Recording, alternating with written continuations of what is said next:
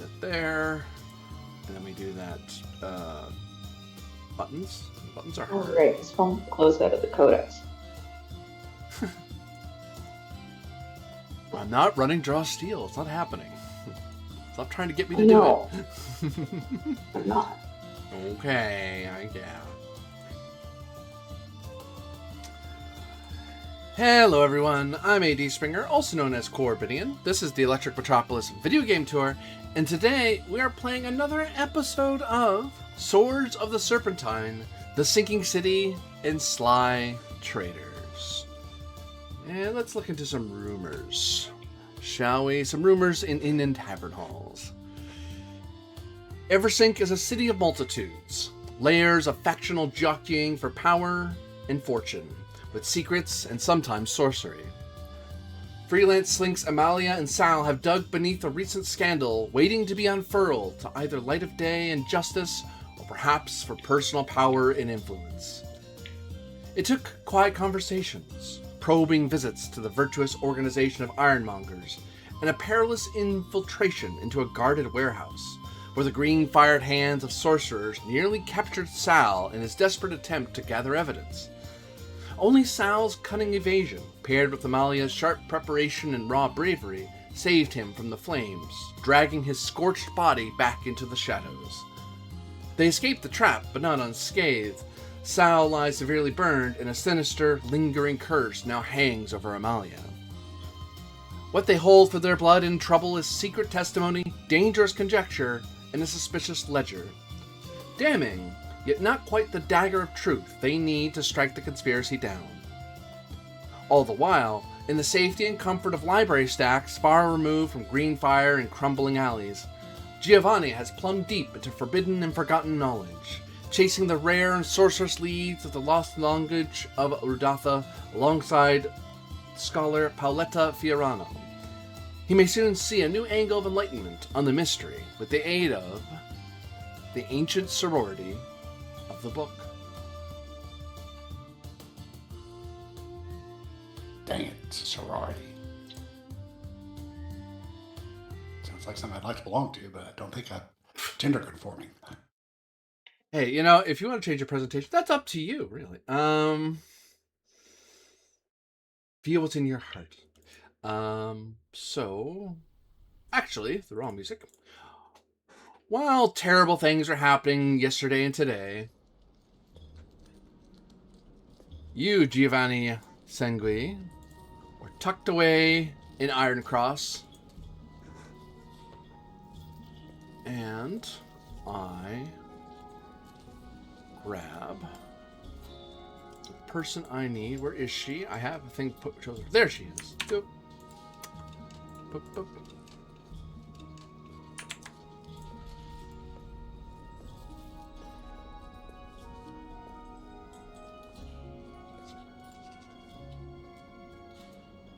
You meet with the enigmatic Paoletta Floriano, who is... Floriano? Did I get that wrong in my thing? I think I totally... No, it's Floriano. I forgot my own thing. Wrote it and then forgot it later. I even have a sheet that helps me remember things. It's okay. Anyway, Paoletta, you have some knowledge and lore on things forgotten and lost. You're able to find that there are places where you can look up such information without drawing too much undue attention upon yourself. Mm-hmm. And one of those places is the Ancient Sorority, which has had some... Actually, tell me, how involved are you with this organization, the scholarly research into forgotten lore, which cough that they may be sorcerers or they may be studiers of the sorcerers? I would say I'm pretty involved. While my interest in forgotten lore is certainly not the, biggest of my investigative interests. It's up there with most of them. So I'm considered, I think, an expert in the subject. So I would say I have a pretty you know, pretty decent and established working relationship with them. Although, you know, nothing to where, not to the point where they call on me for favors or I call on them for favors or, you know, stuff like that. Right. AKA, I don't have, you know, they're not an organization I have allegiances with or whatever. So, Right. but You have yeah. no favor or grudge with them currently. Whatever favors or grudges Right. you had have come and gone. Right. And Paoletta, mostly, as you may gather from their name, they are an ancient sorority.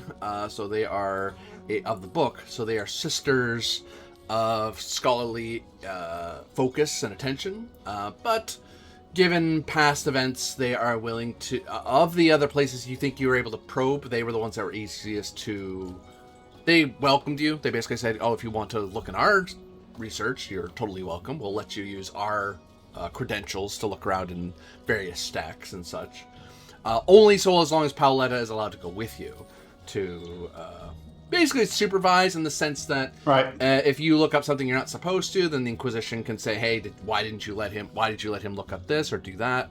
She can say, no, because you're not going on your own credentials to look into hidden stacks of information. You don't have that kind of pull with scholars without gaining a favor or grudge or owing some favors down the line. Fair enough. So she is ever pleasant and cordial and talks of a variety of things in Eversink and various matters of the influence and flow of power in the city, and how many traditions, the current focus seems to be on the finding that middle ground for the sorority of physical transmutation without breaking Inquisition church law about it. They don't want to go sorceress, but maybe there's an alchemical way they can achieve sorceress ends. But that's what she's interested in talking about. But what are you interested in talking about? To catch up to where you last were, you last had encountered the grieving mother, Santina Ascari, with her healing water, and then she basically shooed you all away, or something shooed you all away with a stern warning, and that's when you kind of went your ways as Amalia and Sal went to investigate the VOI. I presumed you were going to look into things that they can't look into because they don't know what to look for. Right. So, I mean, kind of the clues I have is it's this lost tongue of Rudatha, and the question, you know, Val Divide, is what she told Amelia. In this, are you a hero of light? And this kind of, you know, what is this? I'm interested in what this ancient faith or, you know, ritual question and answer kind of thing. Ritual in the terms of not magical necessarily, but just kind of, you know, there's a question and answer that's, you know, expected. And seeing what I can learn from that end, and particularly interested if, you know, there's any records in that in the forgotten and old knowledge about if that connects in any way to water or any of these, you know, if what that ancient faith or whatever is seems to echo any of the rumors we've been hearing about the Il Sacro Ordine della Acque Splendenti. You find in your attempts in research that Paoletta Floriano will guide you around and help you find things, and you find that she keeps saying she hands you books and scrolls and reports and some from the Ancient Sorority itself's records, as opposed to generic, larger like copies of other tomes and stuff. And at first she seems terribly helpful. You know, this is saving you so much time. But your liar's tell gives you the feeling she's not telling you everything. That's something that you find that despite having forgotten lore, Paoletta is kind of keeping you from getting the full picture. So I can still answer you, but unless you deal with Paoletta or get her to either get out of your way or help you, she seems to be curtailing you, intentionally or not. That sounds like maybe... Okay, and again, not entirely sure how the game works particularly. Maybe a sway roll? To try and... Is that kind of what you use to persuade? Yep. So what you would do if you want to sway somebody, you would be doing a roll. Normally what you do, and we went through this last time before stream, but I should have done that today, but oh well.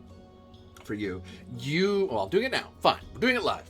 It's you would roll. Normally, you would roll a die as part of a test, and like a d6 plus nothing. That's any roll. As long as you have a rank in something, you can do it. So, for example, you can't do preparedness rolls. You're not a prepared person, so you can't even try. However, you can always try, even if you any other thing. And with sway, what the points do is that for every point you spend, it increases your die roll. It's 1d6 plus however many points you spent before you rolled. So you have to call out ahead of time, I'm spending these many punts of sway to try to get it over. If you think you have an investigative ability, like whether in your sorcery or social, that you think would help, you could spend a rank of that and get +3 to the roll, because that's your character thinking of an out-of-the-box way to solve that uniquely helps solve the problem better. Now, warning is the investigation abilities usually don't refresh until end of adventure or several sessions. General abilities can be refreshed with the refresh pool, which I have over my name, those little 4 white tokens there, or marble tokens, I should say. Those can be 1-for-1 replacing generals. Not ranks, points. And that includes sway, sorcery, and whatever the fighty one is. Warfare, yeah. Basically, any general skill, because general skills are the only things you roll. Everything else, you either you do it or you don't. Either it's relevant or it isn't. Whereas general, you can kind of make it relevant. You know what I mean? Right. And normally for difficulty, I'm actually advised by the book not to tell you the difficulty. All I can tell you is whether it's a roll, which probably it's a normal roll, or it's harder than normal, or it's easier than normal. Or I might really warn you, this is a near thing, or good luck, something, a hint. I can hint at the direction, how high the difficulty number is. Because most difficulties, if it's just most rolls, it's 4. Unless it's opposed, then we're rolling off again. Which one person, actually, this is opposed in this case. But with opposed rolls, one person is initiating, one person's defending. One person's the target, one person is targeting. The person who's starting the mess, whoever started the conflict, whether it's a competition to both shoot an arrow at a target or you're arguing over a point, the first person goes, I have to hit my difficulty number. If you fail, a simple contest is this, sorry. A simple contest is one roll, let's go. Winner takes all. The initiator goes, I roll to hit the difficulty number. If you don't hit it, the second person automatically wins. You did not present an argument that's worth talking about, or you did not shoot the apple off the kid's head, you shot the kid. So there's no more competition. You lost. If the first person wins, they get past, say, 4.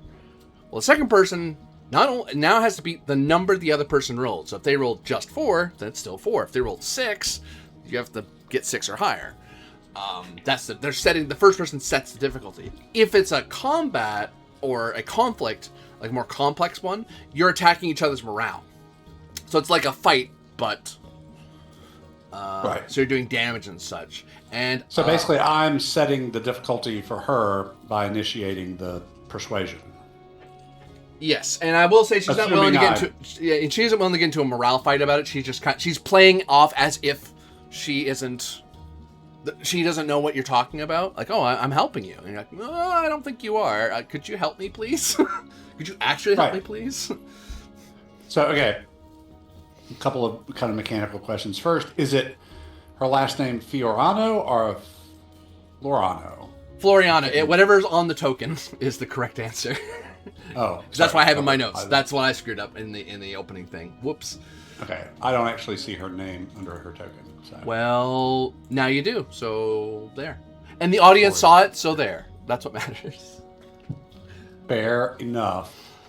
You do see everything else, right? I hope everyone else's tokens is showing their names on the map. Rhoda Giovanni. Don't have anything under that one. Darn it. See Amalia and Sal. Okay. Is that the only thing? I see a Visamarello, the VOI Guild Hall. I don't know if there should be anything under the... No.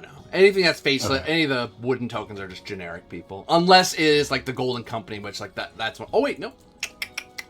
There should be one under these guys, because they're marking specific factions. There we go. Okay. There, we're caught up. Sorry about that. I thought I had done that.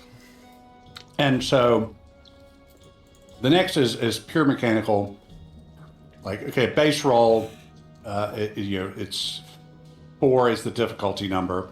Is it meets and exceeds or exceeds 4? So, I mean, if you get a 4, are you succeeding, or is it 5 and 6? Going to triple check that. I want to say they need to match or beat, but I'm going to triple check to make sure I'm not wrong. Because I've, as people may know, I run a lot of games, and they tend to have different ways to handle ties. Some do roll-offs, which I kind of prefer, but that can kind of drag things down a little bit. We're all learning together with this one. Yup. Now Sal over there is just fuming, going, I have mastered this game. I played the first Gumshoe when it came out when I was a little kid. I did not, in fact. You would say that. Actually, Gumshoe systems have been around for a long time too.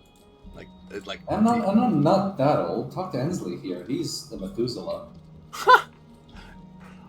Rude. I remember when Gary Gygax and Dave Arneson were stuck in each other's teeth.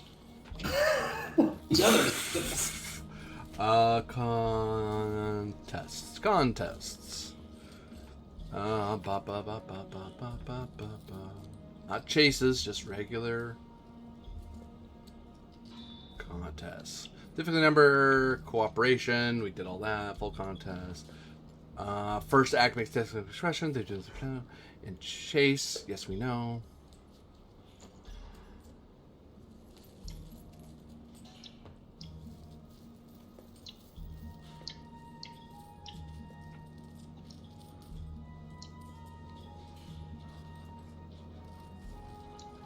Sorry, everybody. I forgot how this worked, and my brain's in a hole. I had an interesting day yesterday, so my brain's a little scrambled.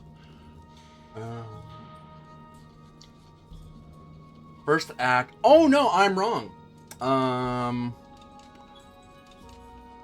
It is. No, I'm right. I know there's a way this happens. There's a way you do competitions and you go off of each other, and there's a way to do it. I can't remember where it is. Is it full contests? It isn't full contest, because that's like a chase. Like, that's kind of right. the same thing. Well, okay. It's weird, because it starts talking about it occurs when two characters attempt to thwart one another, and then it goes right into talking about the example of a chase. I remember reading this just last week, and I'm like, yeah, okay, that makes sense to me. Then you have to ask me a question to make sure I wasn't cheating you. Okay, I think, okay, on page 59, left column, you've got a paragraph, then a chunk of flavor of descriptive text, and another paragraph. I think that other paragraph after that first descriptive text gets down to it.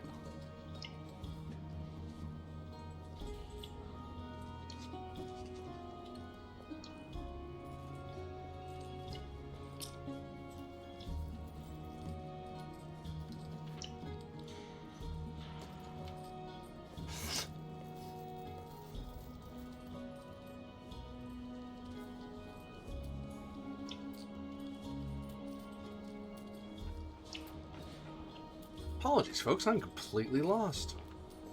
Thought I knew how this Yeah, worked. it gets weird. Okay. So I think I've found the answer to my base question, which is it meets or exceeds, which is on page 56 for a basic roll on the second full paragraph on the right-hand column. For normal tests of difficulty 4, you have a 50% chance of success without spending any general ability points. So 6-sided die, that means 4, 5, and 6 succeeds. And 100% chance of success if you expend 3 points. So if you rolled a 1 plus 3, 4. Okay. So that answers my base question. It meets the difficulty or exceeds for a standard test.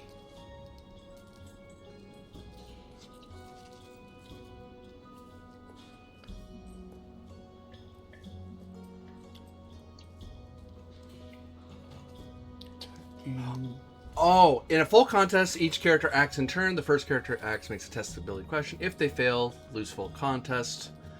Okay, right. The first guy succeeds, second character has a test. They continue until one loses, at which point the other one... Oh, so the first person doesn't set it. You're just both trying to hit the same number until somebody... Oh, still it doesn't. Until somebody screws up.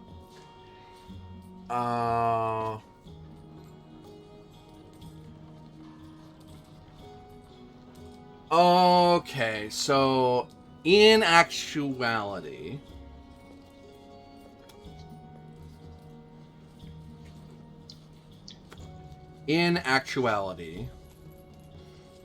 this is just you hitting a difficulty number. This shouldn't be opposed, because opposed would be something like a full contest, or either it's a full contest or like you're both trying to get to the same goal. You're trying to achieve different goals in a certain way. But if this is a social combat, then this would be hurting morale back and forth. This would be morale attacks. That's not what's happening.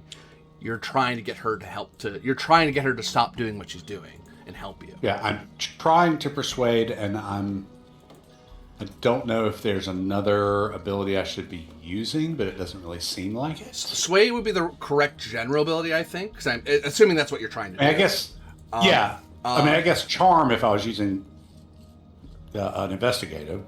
Yeah. So if you were trying to intimidate her, or perhaps spend a point of liar's tell to probe through the lie a bit, or taunt her, you would add +3 to the roll to try to push the point. Right. But otherwise, you're spending points of sway. I would say, I will warn you, such as it is, or I'll alert you, that this is harder than normal. She seems rather evasive. Okay.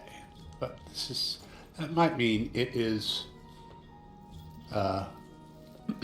pretty important.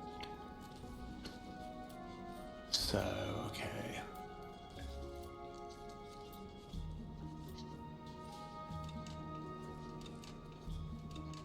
Okay.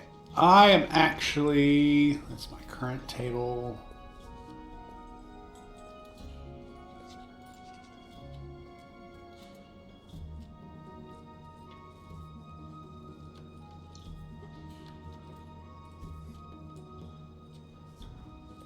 I'm actually going to go for it. Ooh, it's going to put me low on sway, but we do get some points. So I'm actually going to go for it and spend 5 sway. Good golly.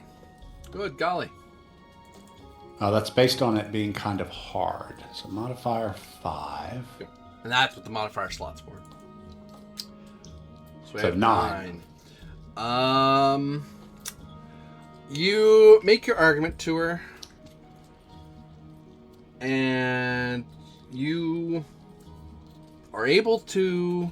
What is the body of your argument? How are you getting her to stop? I guess because you do succeed. It's just a matter of how did you go about it. Right. So, can you tell me if there's anything specific that she's shying away from? I mean, what is there something in particular that she seems not to be wanting me to look at or to go into, or is it just kind of in general, she'll help me so far but no further? I would take a point of liar's tell to tell you that, because liar's tell for free told you that she was being truthful, but spending a point would delve deeper into it. Right. That is fair enough. So, is it...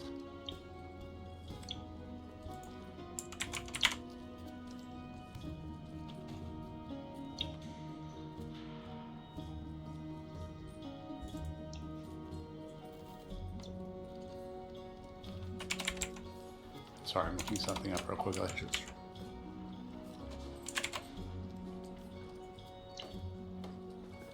Signorina, I feel that perhaps you are reluctant to guide me towards certain aspects of this case, of this query. But I must tell you that I'm only looking into this because I ran across someone speaking the lost tongue and referencing these, what appears to be some sort of arcane passphrase or ritual call and response among a member of Eversink's, because this woman we spoke to was like, she kind of lower class, middle class, Lower class. She lives in the Tangle. yeah, right. By a poor woman who lives in the Tangle. She is no foreigner. She is a native of the city, as is her family. And so there's either no reason for this person to know this, unless it has been introduced recently, or there is some hidden or secret or existence of this process, whatever it is, going on right under the noses of the city. And it does seem to be connected with some disturbing and potentially dangerous rumors of supposed sorcery being used by the Il Sacre Ordine della Acque Splendenti and their strange water, which they appear to be selling to, at least in this case, the poor, for in exchange for work and labor and other favors. So I greatly fear that some people are being taken advantage of. And as I came up with this, I ran into this as part of an investigation into buildings collapsing and potentially poor construction being used. This could be a real threat to people, and not the kind of people who have the pull to make such kind of enemies and to ameliorate such potential disasters, but the most vulnerable among us. So please, if you can help me learn more about this, this could help people who desperately need it. I suppose my mainest worry is that you would be seduced by the promises of these so-called Sacro Ordine. They promise so many things and so many blessings that people sometimes, by hearing their words unvarnished, will be led into their arms, and they are no friends of the Ancient Sorority. But if you wish, I will reveal all to you and let you make your decision, and I sincerely hope you will come to the same conclusions that we have. I assure you, Signorina, of all people, my researches and reading and experience in life have taught me that no magic comes but at a terrible price and with a terrible darkness. And I would say that I'm less easily convinced than many of its benefits. So please, help. All right. So what specifically are you looking into? Because I'll answer each thing in turn. If you need to spend extra, I'll highlight it. But otherwise, your Forgotten Lore will get you a long way. Okay. So, first off, what is this practice associated with the Lost Tongue of Rudatha, with the Val Divide, Hero of Light, that kind of thing? What is that, or what was that?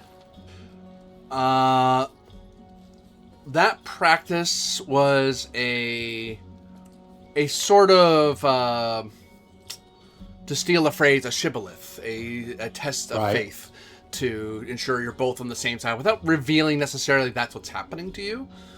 And it's in that language because it is an ancient language that few people would know outside of Rudathan circles, and even then. Okay.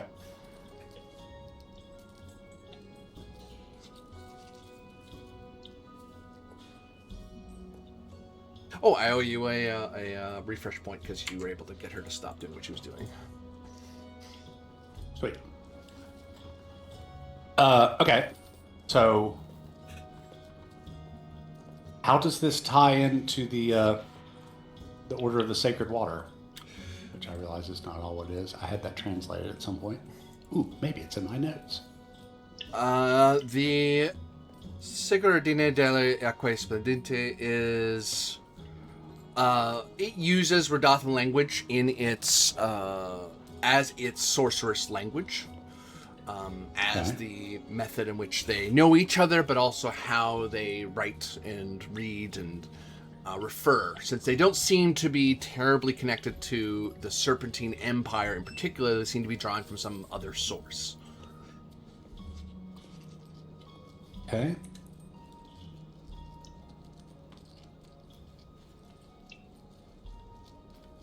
Get my fingers to work. Extend, retract, Sorry, guys. extend, retract. Sorry, guys. This is definitely a game where I'm going to be taking pauses to type in notes. I'm listening with glee and joy. Sal ain't going anywhere. Yeah, He's just flaking a bit. I'm bedbound. Yeah, I'm kind of bedbound. Yeah. Is their sorceress language? And you said that they didn't seem to be connected to the what of Serpentine? The Serpentine Empire. Most sorcery that people know is from the Serpentine Empire because they were a magocracy, maybe strong word, but a lot of their power derived from their control over sorcery. Okay. And they were able to do amazing things with it, for good and ill. Mostly ill, given what most people think of them. And heck, they're not around anymore, so that may be telling. Yeah. Okay. So, since she brought it up, what is the deal with the Order of the Shining Waters? What are they promising and what are they doing that seems to be so enticing? They promise the sacred waters of Rudath to bring about blessings and purity from all disease and suffering. To transform the world into a more peaceful place that shall grow for all, rather than the few. Well, heard that before, in one form or another.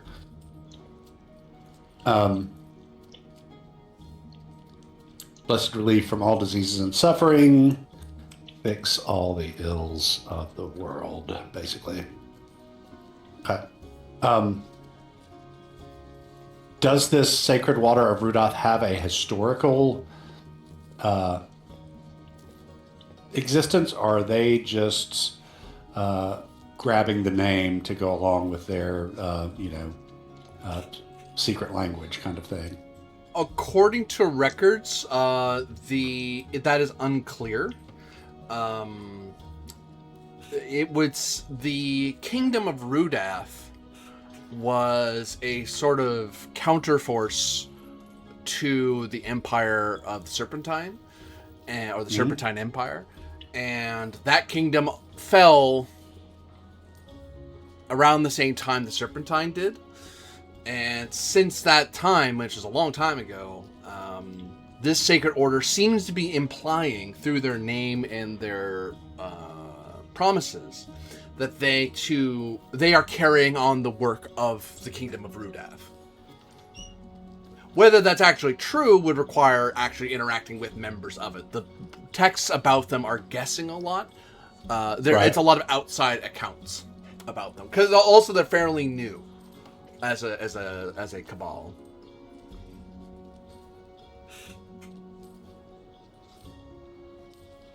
So it's a lot of speculation and conjecture by others who study for more.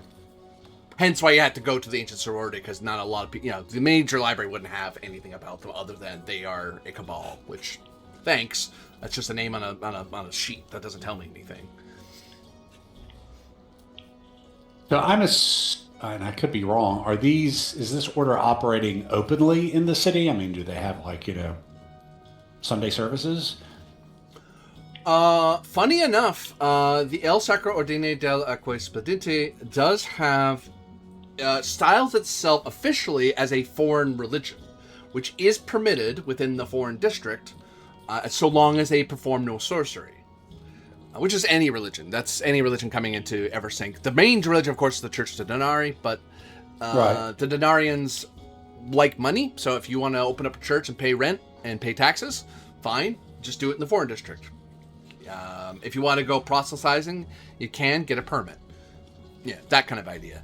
The idea of them being a cabal is a newer rumble. And in Forgotten Lore, it's one of those things, if you look hard, you're sure if you're seeing what you're seeing now in the Ancient Sororities library, you're pretty sure the Inquisition must be investigating them. Like they must be interested in this organization. Because either this is all conjecture and smear that they're sorceress, or they actually are. Okay. But the Ancient Sorority is fairly convinced they are. Like they have a lot of texts on the topic, and they seem to have they have a very specific interest in them.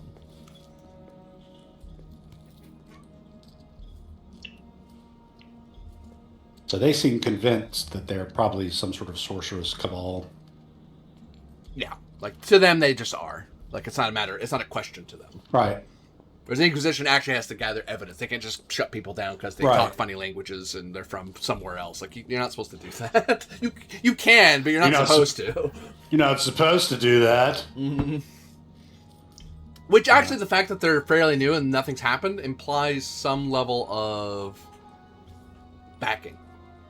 Because most sorts of cabals, if they're too open, they get crushed very fast by a very vigorous, spirit sight armed Inquisition.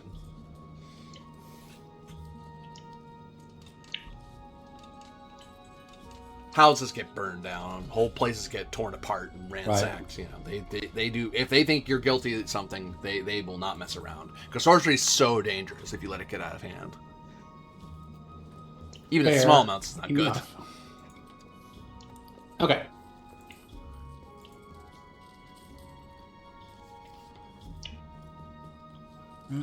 Okay.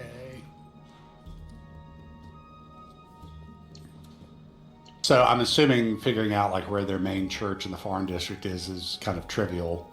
The open church, I mean, or temple, whatever.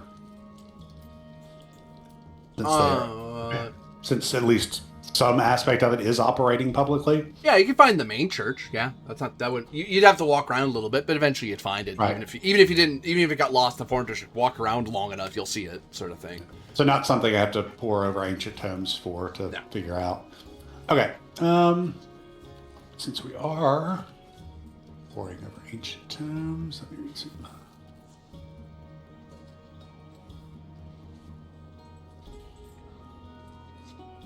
Okay.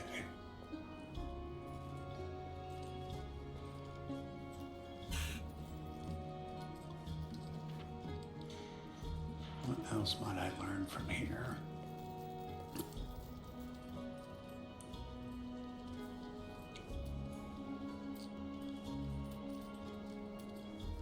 I might have something else. Okay, so they were kind of a counterforce to the Empire, correct? Yes.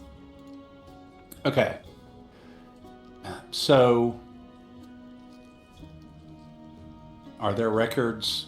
And this might be, and I'm not. A player's unsure if this is something I can ask or whatever. But well, I don't know. I mean, they're dead empires. So, did the Empire develop some sort of any wards or glyphs against Rudothan sorcery, or the church, or whoever? The serpentine answer to Radatha was darkness. That was that seemed to be what they focused on the most. Mind you, that was a pretty common tactic for them in general, but they really came down on the kingdom of Radatha hard. Like they were especially not pleased with it, because it's a whole kingdom that was rebelling against, as far as they were concerned, rebelling against them. So they're like, no, we're going to come down really hard. But they focus primarily on darkness, shadow to be more specific in scope, but shadow sorcery, swamp sorcery,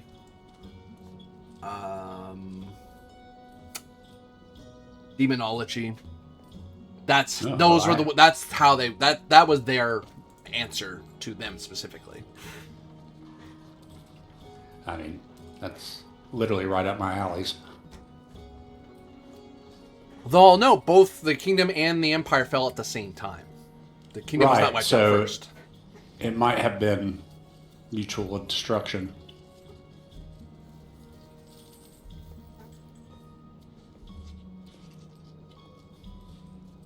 Okay.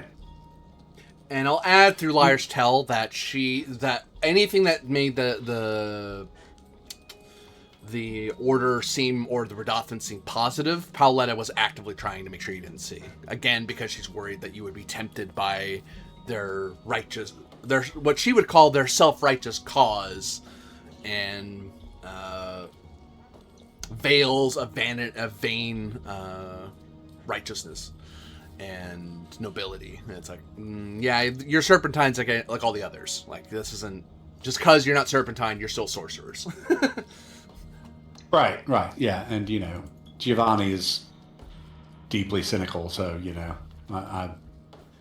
I take we know how to solve all the problems of the world and ease all their hurts, just with the grain of salt that it deserves. Okay, anybody? You guys have anything that I'm overlooking that I should see if I can research? Not without potentially mitigating the whole problem. So. Oh, okay. Yeah, so stuff they know now that would fill in the blanks a little bit. No, that's fair. I don't think. Oh well, this might be the wrong place to.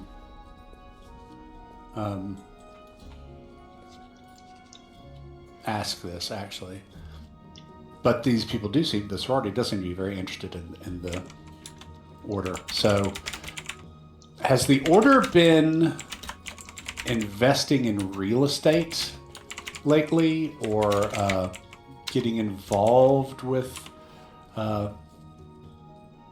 building, demolition, whatever, like beyond securing a... According to Forgotten Lore, they style themselves as guardians of sacred water. So wells, groves, pools, little standing baths, that sort of thing. They don't claim ownership of all water, but they do try to get people they do try to take some stewardship over water sources. So a devotee, for example, might set aside a bowl of water to be the sacred water of your area, whereas the actual church has its own well. Okay. Like, they made sure to get a place that had a well that they can take care of, which is a double-edged sword, because well maintenance is horrendous when you keep having to make it taller. Because the city's sinking all the GD time. Yeah, I didn't figure this was the place to find that out. That would probably be the architects of whatever guild, or maybe even the church. They seem to deal with all the financial stuff. That would. Am I right in thinking that, like, in a city where the church is based on commerce, that it would be the church who would have, like, your records of, real estate transactions and contracts and all that kind of stuff? Yeah, they're the primary contract. They're the people you trust with contracts because they take it religiously serious. Right. So they're where you'd go for the equivalent of city hall record searches. Yeah. Okay. And then guilds depends, but yeah, generic city records would be in the in the main hall there. Yeah. I have the name of it off the top of my head. The Haven, actually, in Founders Square.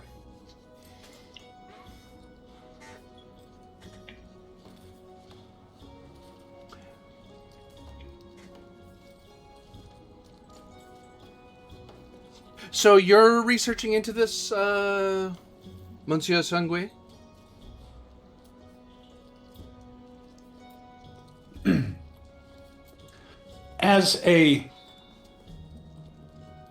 I ran into this as part of potentially still unrelated case, but it struck me that the first person we interviewed, the woman I told you of, her son was killed when his new apartment collapsed. There is some concern in some quarters that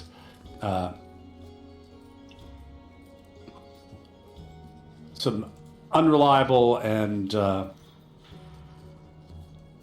potentially illegal construction practices are causing failures in buildings and apartments that should be years away from needing heightening or reinforcing. And it just struck me, the very first person that my comrades and I spoke to about the issue not only brought up the order, but actually was sipping upon a cup of what I would presume to be their sacred water, unless there's some sort of source of shining, sparkling water in the tangle, which I'm not aware of.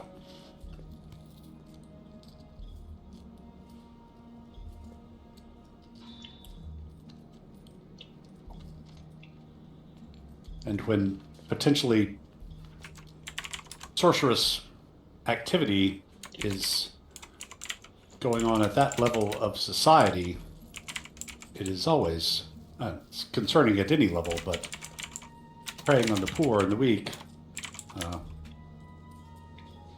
is especially heinous and can be especially dangerous. So this may be part of what I'm being paid to investigate, and it may be another investigation after this one. Oh. Must be rather hard work investigating something like this on your own. Hopefully they're paying you quite a lot. Whoever they may be. Well, it should allow me to amuse myself at the books market for a little while in the event. But I do very much appreciate your help, Signorina. And I promise you that the Order will find me quite difficult to convince of their world-saving beneficence. No need to save the world when you can change it for the better anyway.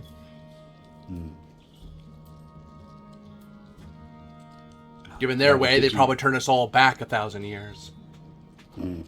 Give shining swords and glowing rocks to people to go fight snakes or something. Silliness. Silliness and fantasy.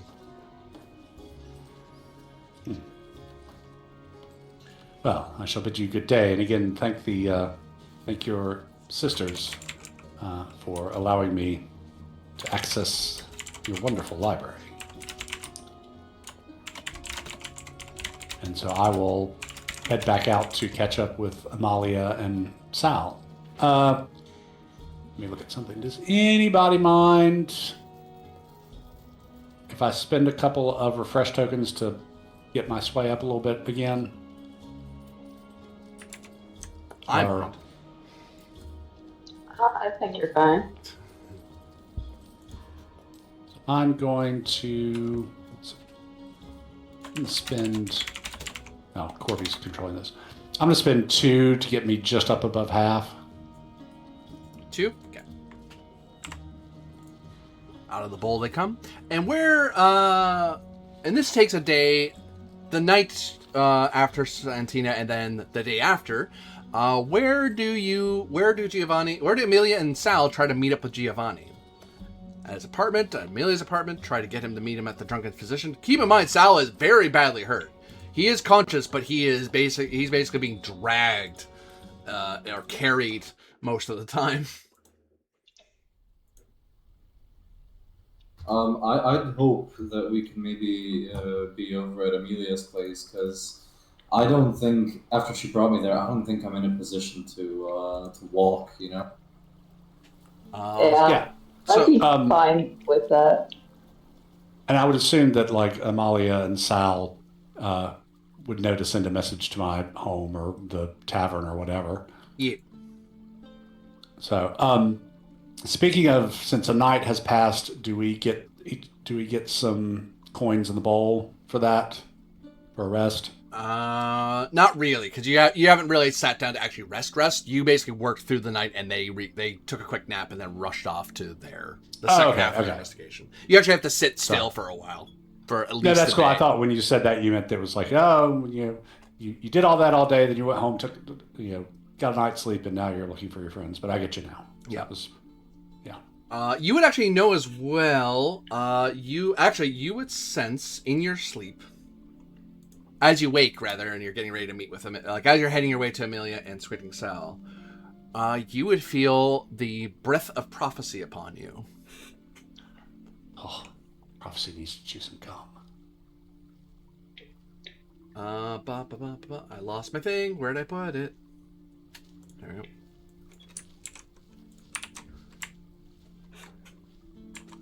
The crest of the waterfall is wrapped by a snake. The coin by steel and iron to cleave the piece of wood. Though she rests in her holy temple, she is with you. In light, she is with you. In darkness, she is with you.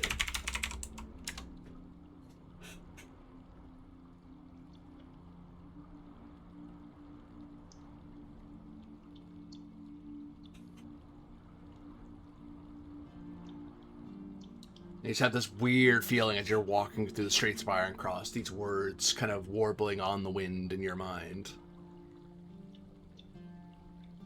As you're thinking about what you've researched, what you've learned. If you want to delve further, you can spend points of prophecy, and I can go deeper into it. But that is the free information that you're getting from prophecy.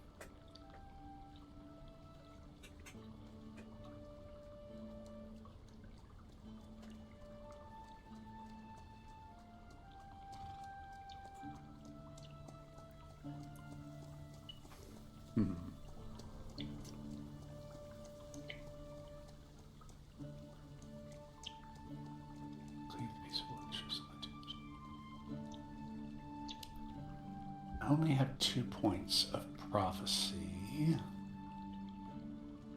but this seems like a great big old clue being dropped into my lap. Yeah.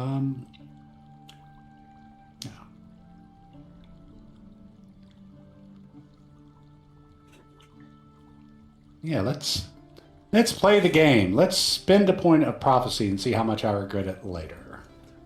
What do you want to know more about? You're the one controlling what that spend is. I control what you get for free, but you control what you learn. Okay. Then let me go look again at prophecy. What is spending a point? 28, by the way. Yeah.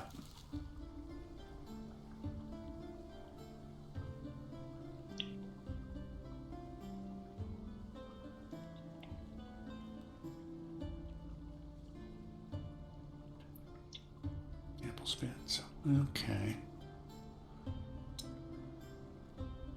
Maybe more apt to look before the sample spends. Sample spends are useful to you, but I think... Yeah. Yeah, those are very specific. Those are ways you can actively, in medias res, go, by the way, I already saw this coming. I foresaw this. Rarely you receive a poem, a riddle, or a bit of doggerel. Me do riddles and poems. Whenever have I done that in any of my years of GMing? Right. Like, wait, I'm actively encouraged to do this through prophecy? I don't know, the book says it's doggerel, so I don't know about anything else. But read the full sentence, you pedantic little... No! Read! Okay, yeah, so...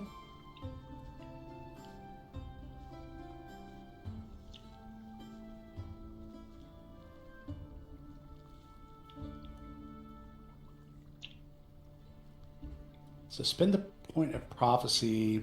So what do you think, guys? My gut thing is to ask who she is. You could do that.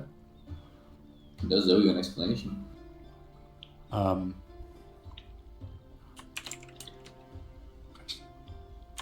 And Corby, this is the second time in a few minutes that somebody has talked about snakes. Are snakes some sort of common symbol of evil or something here, or... I will say through your forgotten lore, the serpentine is called such as it moves like a serpent. Right. Okay. And the Serpentine Empire was known for its snake heraldry. Right. Okay. Okay. Reasons why taking forgotten lore and prophecy is a good idea. Because if you just take prophecy, I wouldn't be able to answer that question. I'd be like, I can't tell you. I wanted that extra point, so I took all the sorcerer stuff. Yeah.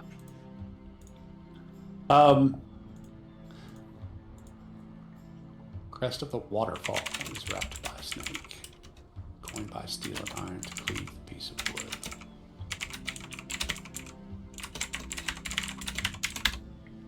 Okay. This may be too broad, and if it is, just let me know. I'll narrow it. Is this the one I really want to ask?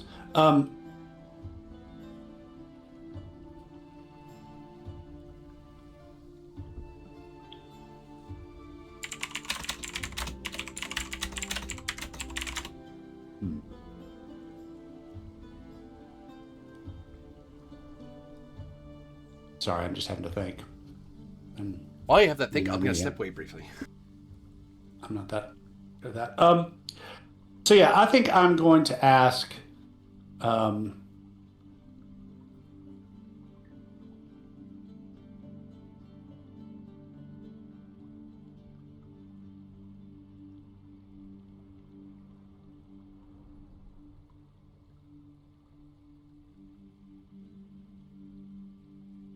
Who is she? I really want to know who is she. I'm just going to go with my first gut instinct.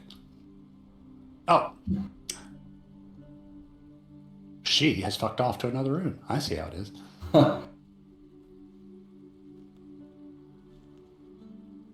She is Inigo Montoya. You killed her father. Prepare to die. I mean, that's my gut, but then also my thing was like, okay, how does this relate to what we've been asked to investigate? You know? Like I said, I'd love to tell you more, but I can't. No, that's fair.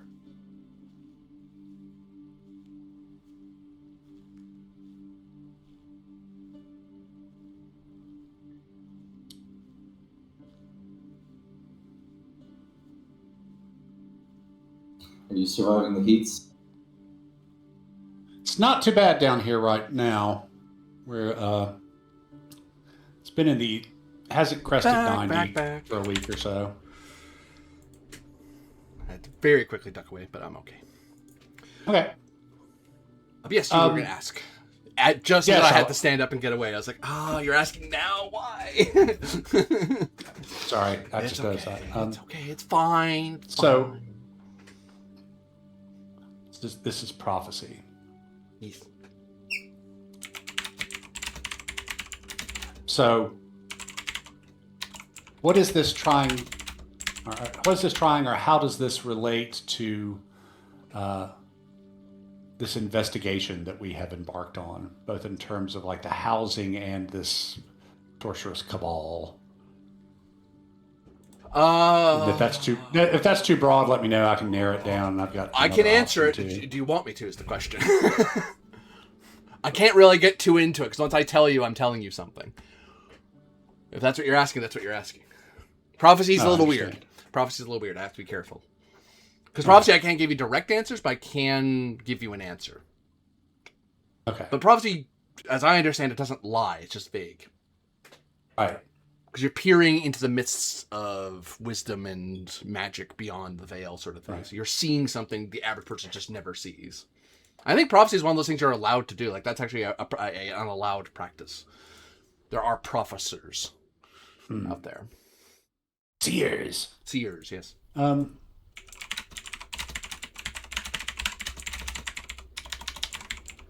Can't type. Yeah, I think I'm going to stick with that. I'm kind of curious about who she is, and I may regret going this way, but we'll see. So ask the question again. Reveal to me. I'll make sure. Right. I'm your magic mirror. What are you asking me?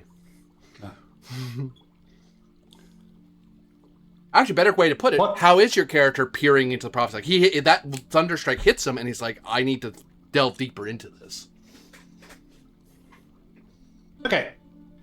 So, yeah, it stops, and that hits him, and I kind of step out of people's way on the sidewalk. I take out my silver flask and take a short nip, and then I'm kind of standing over the side, staring into the highly polished depths of the silver and concentrating on the words that are running through my brain, and almost as if they are some sort of formula. I'm dropping in these things I have learned about the investigation, about what is up with the collapsing buildings and what is happening with if anything, with the is it the Blacksmiths Guild? The Organization of Ironmongers and the Order of the Sacred Waters. How do all these facts that I so far have about our investigation, how does this illuminate them? Heroes of light suffer not the mists of evil. The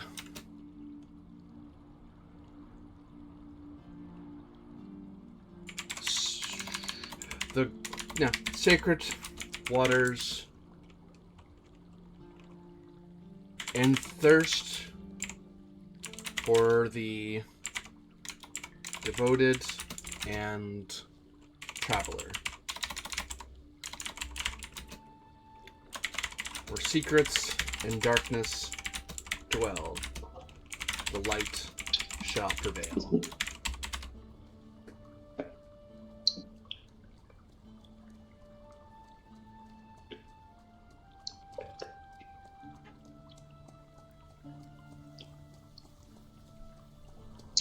And for a brief moment, you see a diadem, a little jewel kind of hovering over in a thin circlet, kind of sitting over your brow in your reflection.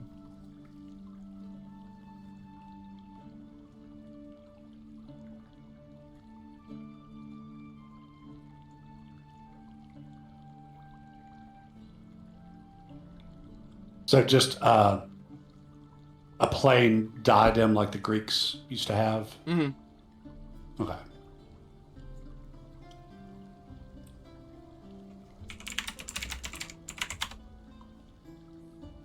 House heroes of light suffer not the mist of evil, the sacred waters, and thirst for the devoted and traveler. Where secret and darkness dwell, the light shall prevail.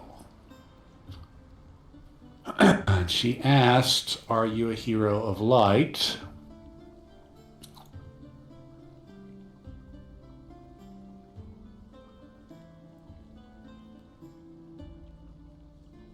So I'm staring into my flask, and then I kind of, with a sigh, say,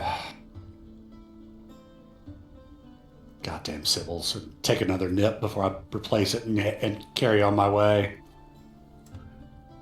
And there in Amelia's apartment, what does Amelia's apartment look like? I believe you described it to Sal, but this is Giovanni's first visit. Yeah, I think I'd said it was kind of the home of somebody who is basically only present in their apartment normally to sleep. Kind of quite Spartan, and at the same time, things are functional more than aesthetic. And Sal's probably is laid out on a couch or something, just utterly... Yeah, I would imagine Sal being, a bundle of bandages and I would have unguents. given him the bed and given myself the couch because he's in much worse condition than I am. Oh, that's nice of you. Did you charge him for it? It's not against the law, just, We're just colleagues. good practice. Huh? We're colleagues. It's a business investment. Fair enough. Denari would approve in a way, although coin would be nicer, if he did some sweeping or something. Some sort of service, but yeah, it's fine. The church would approve. But yeah, you find the two of them, and yeah, one looks utterly unscathed, the other looks a bit dirty, and the other one looks, only probably had some time to clean up, and the other person looks pretty messed up. But actually, let's see how much healing was done to you. Because you were able to heal to some degree. Becoming hurt, fixing damage. Thank you. I would have tried to bind his wounds. You regain wounds through the bind wounds general ability. A spend point of investigative ability can also so you need at least 2 points. 2 points of health will come back after a day of relaxed activity. And it takes at least a week to shake off seriously wounded.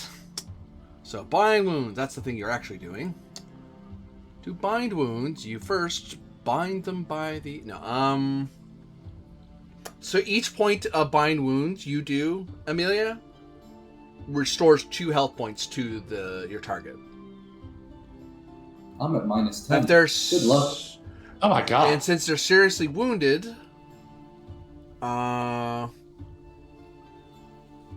you actually have to do a test to help at all. So this is a difficult, and I can tell you the difficulty because it's in the book. It's difficulty 4 bind wounds to stabilize him once you get him back. Cool. I'll spend 2 points on this test. Okay. Question before actually I confirm that decision. Are these points, if I am successful, do they go to healing him? No, they're just to stabilize him, to even begin the process. Okay, I will spend 1 point then, in that case, on the test. Because without stabilizing, bind wounds points can't be spent. He's just too hurt. Like, you probably got it when, like, before Giovanni gets here, you probably laid him down, and he's probably, like, muffling screams of pain and stuff the whole way. Like, I need to get him treated so he's, like, he won't stop thrashing around. Uh-oh. Well. So, Giovanni, by the time you get... I can do with the roll minimum. Yeah, Giovanni, you get there. Squinting Sal looks like to be in severe pain. Like, Amalia's done what she can, but he's still very bad off. I'll be, like, doubling over on the couch. Well, in bed, because she did give you a bed. She was nicer than I was. Oh, sure. Sorry, it was AFK. Did the test succeed or No. I'm in a horrible state. I'm doubled over on the bed. Okay. So, oh my God, Sal. And you So can I'll go over tell. to him. You can tell he has been burned with sorcerer's fire. Ah. Okay. So I will spend a point of leechcraft, which will let me. It doesn't look like there's a roll or anything. A 1 point spend will restore 6 health. Page 27. 2 and 7. Scroll. I'm in the right area. Just one off. And you have at least 1 point in bind wounds, so you taking out leeches would be fine.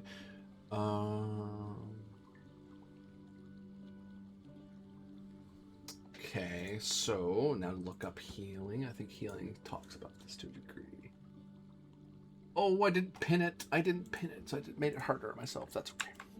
That's okay. I know where to look.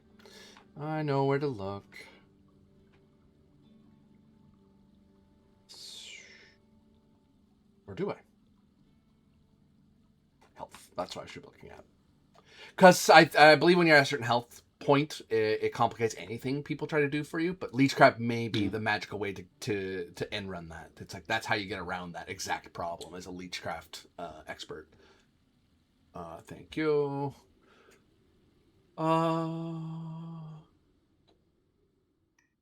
Each point by wounds is reduced. Trying to bind your own stuff is very difficult.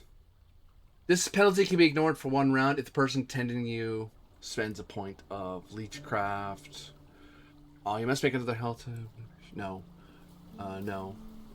That's not relevant to this current conversation.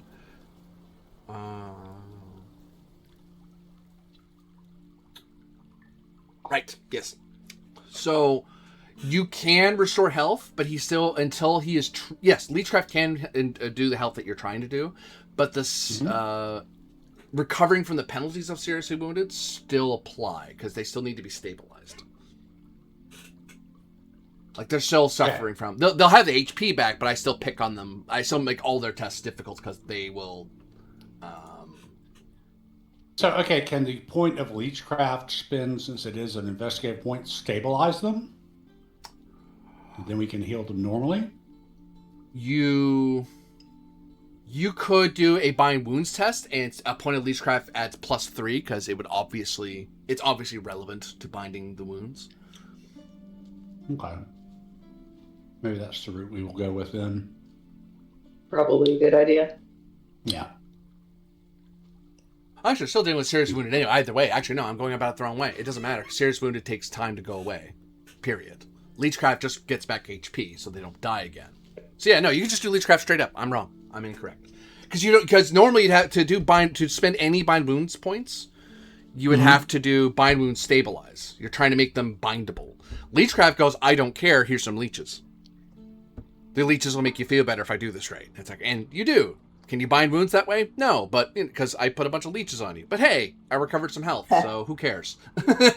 Okay, so just so I'm understanding. Yeah, you and me both. Severely wounded. Oh, you can restore hit points. Like you could get, through whatever combination of bind wounds and Leechcraft, you can restore hit points up to say over 0. Yeah. But the character is still suffering the penalties from being severely wounded until actual time has passed. Yeah. The only way to get around that, the book doesn't say as much, but I would argue certain types of sorcery would be the way to. Yeah, like flesh or something. Yeah, like that'd be the way to go above and beyond. Because the lingering penalty is just so utterly exhausted, and in pain and mentally shook and stuff like that. Yeah. Because at some point, I think under the blood magic, it does talk about you can use that to boost Leechcraft and stuff. Okay, so yeah, then let's just spend the point of Leechcraft. Okay. No, that her roll would have been a fail, no matter what. Or would she have needed to make a roll? This was before you got there. That's the bit you stepped away from. That roll was to see if she stabilized them, so she healed them before you got there. Because I was trying to see if Sal was healed by the time you got there, and we've now discovered, no, he wasn't. Okay. So sorry, did your spell go off? Yeah, I mean, it's going to go off. I'm just asking, okay, so I do this. Are we still facing the penalties if we decide to spend any more bind wounds on him? Well, like I said, Leechcraft lets you heal whether or not they're stabilized. Leechcraft doesn't care. Bind Wounds cares. Bind Wounds needs them to be stabilized from being seriously wounded. They just can't. You can't bind them while they're like that. Leeches don't. So care. we still need to do the test to stabilize it. Yeah, you get another shot at the can because an amount of time has gone by the time you get there. So yeah, let's do the Leechcraft to get him 6 HP back, just to get him above that -10 level. And then, where's my bind wounds? Don't have a whole lot of that. What's the?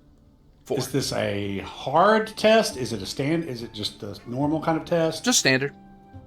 Bind wounds, I can tell you straight off because it lists it as diff 4. Okay, cool. In that case, I'm just going to try and guarantee success. I'm going to spend all 3 of my bind wounds points. Just so you make sure you're stabilized. Yeah, I mean, I think that's worth it. We'll have a pool, and other people have bind wounds. There you go. I don't know if being that much over does anything. It'd have to be 5 over for it to be critical. Okay, so it's just 4 over. So you come along and you're able, like, Dose tried to do what she could, but he's so badly burned, she doesn't know what she's supposed to do. And then you come along. And I'm totally, because with 2 points of Leechcraft, you actually have physician knowledge, whatever that looks like in this age. So, I mean, I'm totally healing him magically with Leechcraft, like doing that, but I'm totally making it look like I'm just doing physician level stuff and then binding up wounds. Yeah. So in other words, sorry, there's how much am I no on now? Am I on 6, I think. positive 6? Plus 6. No, so -4. -4, yeah. And you still have all the penalties of being seriously injured. It's just your health is higher. Actually, I'm going to get the health quick reference table into our thing so it's easier for me to look that up later because that's severely relevant. What page is that on? In the Discord, beat you to it. Ooh, many tabs. So you are hurt. I don't think you have to make the test to stay conscious, No, because you have to be brought into it. You have to be brought down into it, not brought up into it. Right. So all those penalties, you can ignore all the hurt stuff. All the seriously wounded stuff still applies. All you did is that you made it harder for him to be knocked to -10. He's further away from it because he was just at -10. So basically, anyone breathed on him, he was going to be defeated all over again. Right. Now you pulled him further away from that brink. He's still not that's why good. it was totally worth the Leechcraft spend. He's probably like fading in and out of consciousness on you every so often. Like he's like, and then falls asleep again. Difficulties of all general ability tests increased by 2. Difficulties for general ability tests remain raised by 1 for the rest of the adventure as you heal until at or above 0 health. So yeah, but now we can heal him normally with bind wounds because you've stabilized him. Yeah. So each right. you can just spend. Each bind wound will heal. Normally it heals 2, but because they are hurt, because they are seriously wounded, it's only 1. I think Leechcraft gets around that, though, is the thing I just remembered. I remember seeing that. I have to check bind wounds again. I really need to read that section. I haven't dived into that yet. Okay. In this case, roll die, add wounds, try such yes. Yes, so it said each point from bind wounds is 2 health points to someone who's lost. Leechcraft, I believe, Oh, no. Leechcraft gives you bonus. If you know how to bind wounds, it's easier to be a Leechcraft expert. It's the other way around in my head. I got it backwards. Just seriously wounded, regaining health.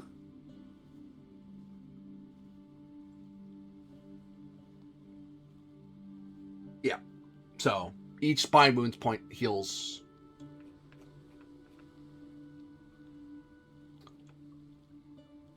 I can bring him up a bit, but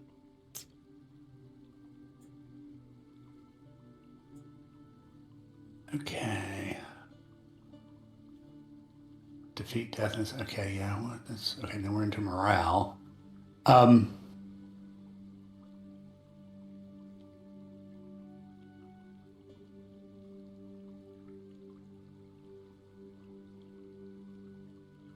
Stabilize ability. Test doesn't restore any lost health. Stops you continuing to bleed out. Well, that's the other reason to stabilize. Because if you don't stabilize a seriously wounded person, they just lose an additional health every half hour. Right. So what's been happening is that he hasn't been dying. He's been defeated repeatedly as Amelia dragged him to her apartment, and then being defeated. Like he's been on the brink of death for quite a while until you arrived and stabilized. And, did some leechcraft and stabilized him so he wouldn't just bleed out over the floor. Which the bed probably looks ruined at this point. I would wager. We'll get you a new one. Okay. Yes, that's what it is. It's in -6 to -6. Page 78 for becoming hurt and such. But each point of bind wounds you heal 1 health, not 2. And it's half as effective if you're healing yourself. So Sal can heal himself. Yeah. He's not as efficient as you guys are because he's helping himself. Which, by the way, you can. So how many do you want to spend? I guess is the question.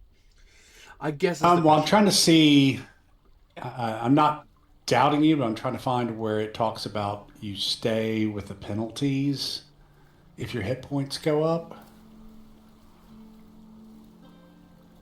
Page 80. You will shake off any lingering penalty from being seriously wounded after 7 days of rest. You heal fully between adventures. During an adventure, you're much more likely to depend on the bind wounds ability for on-the-fly healing.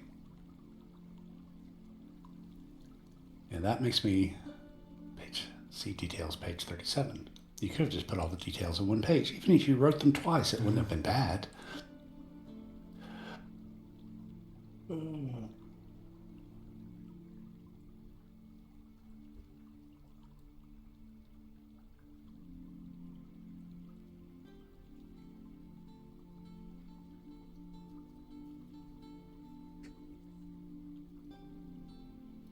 And actually, going back to the table, difficulties for general abilities remain raised by 1 for the rest of the adventure as you heal. So even as you're healing, it's immaterial. You're still hurt. You were seriously wounded at some point, which takes time to get rid of.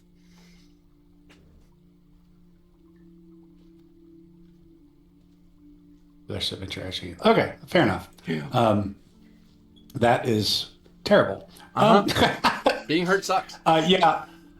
Unfortunately, I spent all of my bind wounds points to stabilize. So I don't. All of them? I only had 3. Oh goodness. How many do you? And if I spend, oh, sorry. Go ahead, Giovanni. I still have 1 point of leechcraft, but if I spend that, it is done until the end of the adventure. I can't. I mean, I can. Yeah, no, I'll be fine. I'm stable now. Maybe we can go visit a street sawbones or something. Yeah, I mean, if you want, me or Amelia can take the last 3 coins in the bucket and get 3 bind wounds back. Yeah. That's up to you. But let me be clear with this as well. I used 99% of my skills last session. Not fair. As in, I have no more points left in anything. It's all ranks now. It was intense. Amalia, where are you at with your bind wounds points?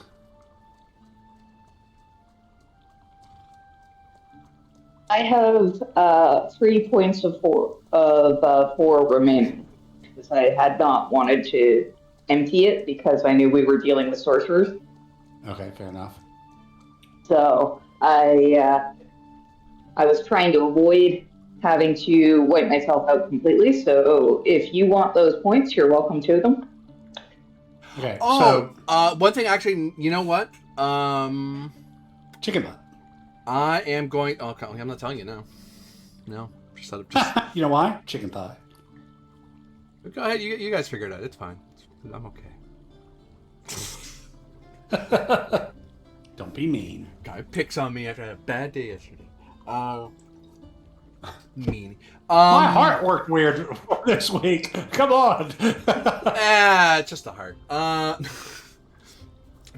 But I think seriously wounded penalty, the part that makes it harder to heal, I think goes away once they're above -6. It's the minus the general ability test being raised by 1 for the rest of the adventure. That it definitely highlights as that stays with you, I think. Because you wouldn't, because you don't keep losing health once you're above -6. You're, like all the other stuff doesn't kick in, it's the last thing that it highlights as the rest of the adventure. So I think you get 1 for 2 if he's above -6, which I believe he is. He is, yes. Okay. So If you want, you can spend 1 point now that he's above -6 to heal 2. You can keep 2 in reserve just in case somebody else gets hurt. I mean, that's fair enough. I also have the Leechcraft in reserve, but it doesn't stabilize. Okay. Yeah, so let me take those 3 to replenish my bind wounds. Okay. And So you can heal enough for another point of bind wounds spend, so I think that'd be 2 more to help. no, he's at this point. I think that's what Corby was just saying. At this point, it's 2 per spend, so I could get him with 2 points. I could get him to 0. With 3 points, I could get him to Okay, but positive do we 2. have any? We don't have any wealth, right? I mean, we're at 0, but we're comfortable. Yeah. Right. That's what We I'm have a wondering. coin. How much would a straight sawbones actually cost to patch me up so you guys don't have to waste points? Aha! See, that I can answer lower readily. I have to look it up, but I remember coin can replace, or wealth. They should really say not current wealth, say current coin. I don't know why they say it that way. I suppose wealth can be something other than coin, but that's... Anyway. I'm getting... Lifestyle. There is... you can replace... you can use wealth in place of things, because you're buying your way into a problem or out of a problem. Why are we getting into all these parts of the books I haven't really read yet?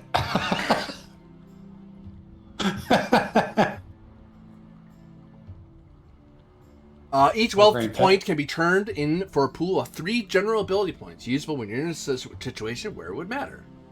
So you might spend a wealth point now to say, hey, go down to the store in Ironcross, get some extra herbs, come back. And now you have 3 points of buying wounds because you bought extra medicine. Okay, the only problem is my wealth is 0. Somebody has wealth. I don't know if he wants to spend it, but he could. Which would amount to 6 health. I have 1 wealth. I picked up a coin purse off the drunk guy in the bar, if you remember. Yeah. That's not a lot, is it? That gets you 1 wealth. 1 wealth gets you 3. 3 health. So that would get you up to positive 2, which would be the same thing as if I spent all of the bind wounds points I just got. Oh, 3 bind wounds, right? Sorry, yeah. Actually, that's fine.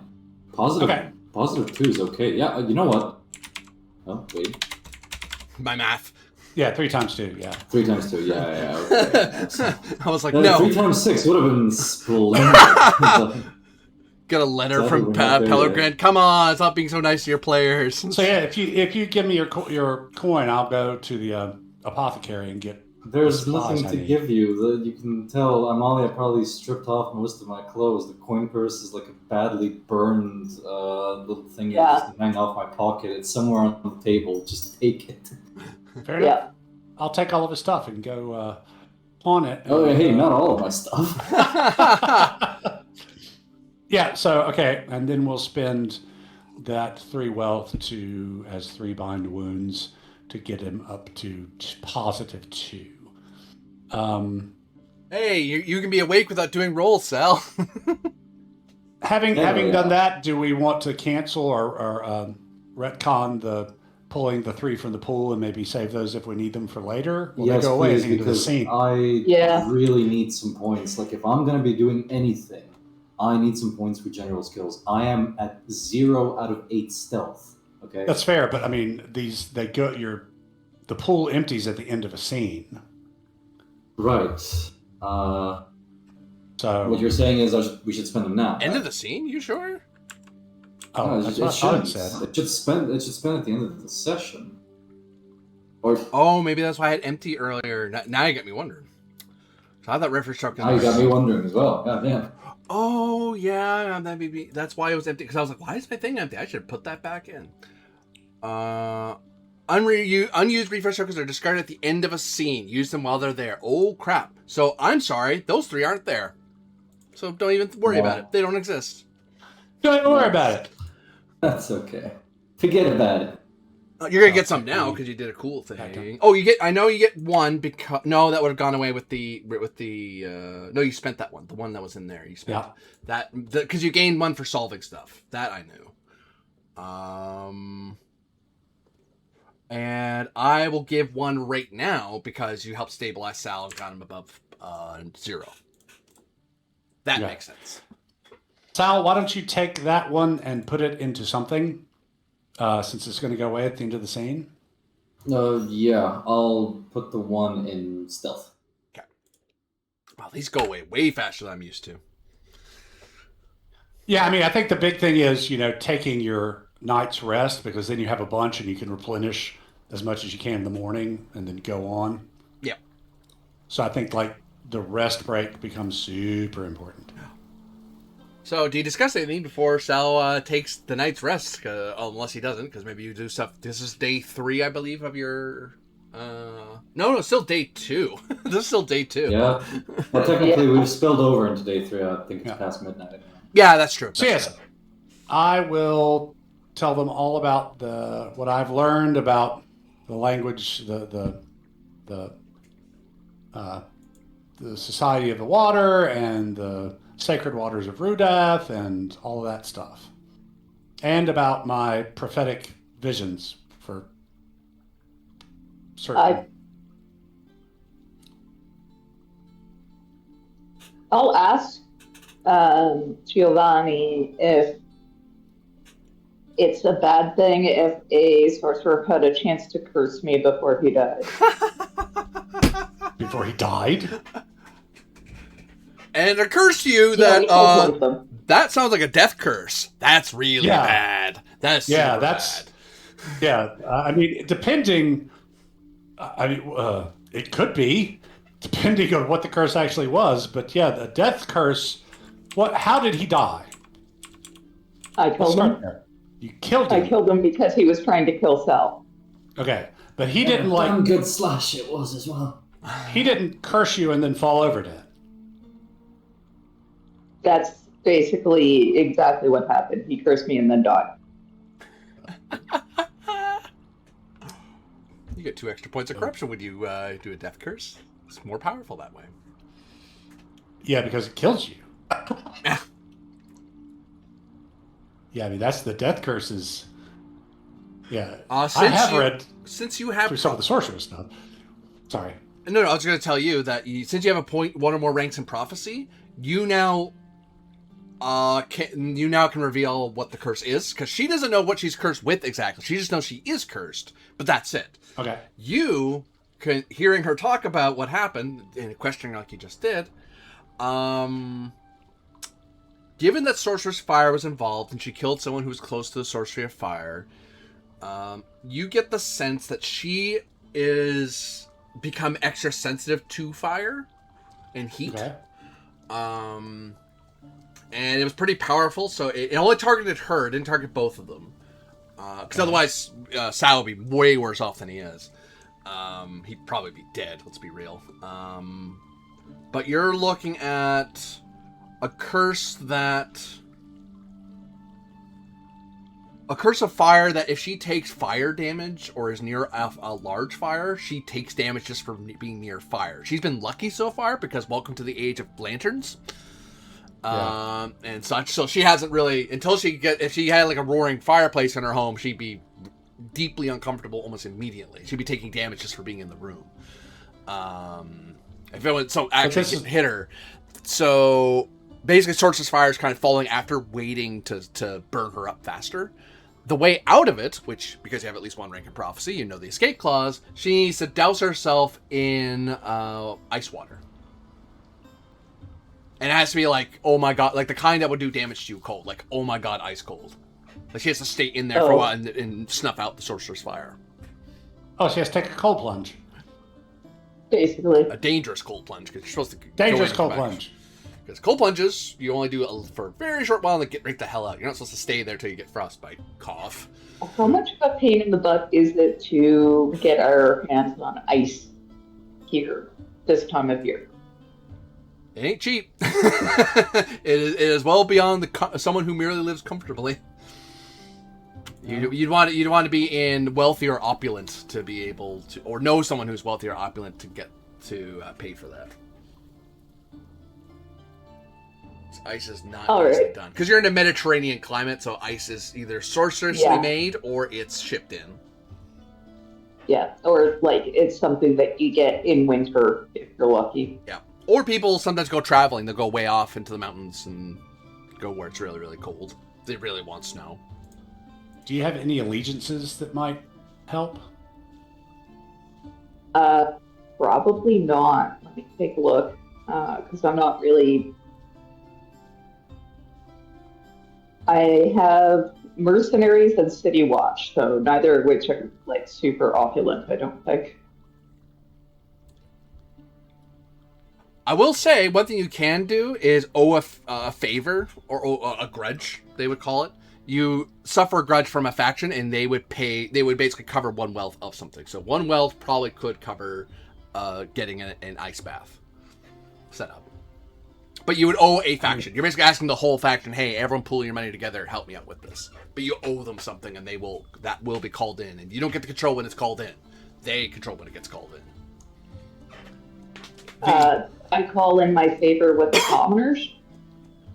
Huh? Oh, shoot. I completely forgot about that on your sheet. It's right over there, too. Yeah, you could add... You think about it, and you think, I don't know anyone you don't know anyone who has a ton of ice on hand, but you do know commoners who work in the ice trade. And not all ice goes to Alder Hall or to temple markets. Some of the waste ice, like the random chips and the stuff that gets broken when it drops and all those little slivers, well, commoners, being smart, sometimes, especially in the ice trade, will kind of collect some of that. And it doesn't seem like a lot, but little by little, bit by bit, you can actually get quite an amount. I mean, you wouldn't be able to break the market with it, but, if you wanted to have a snow cone with wood slivers and bits of dirt in it, but, whatever, it's ice. Yeah, I mean, in this case... call in that favor. Yeah.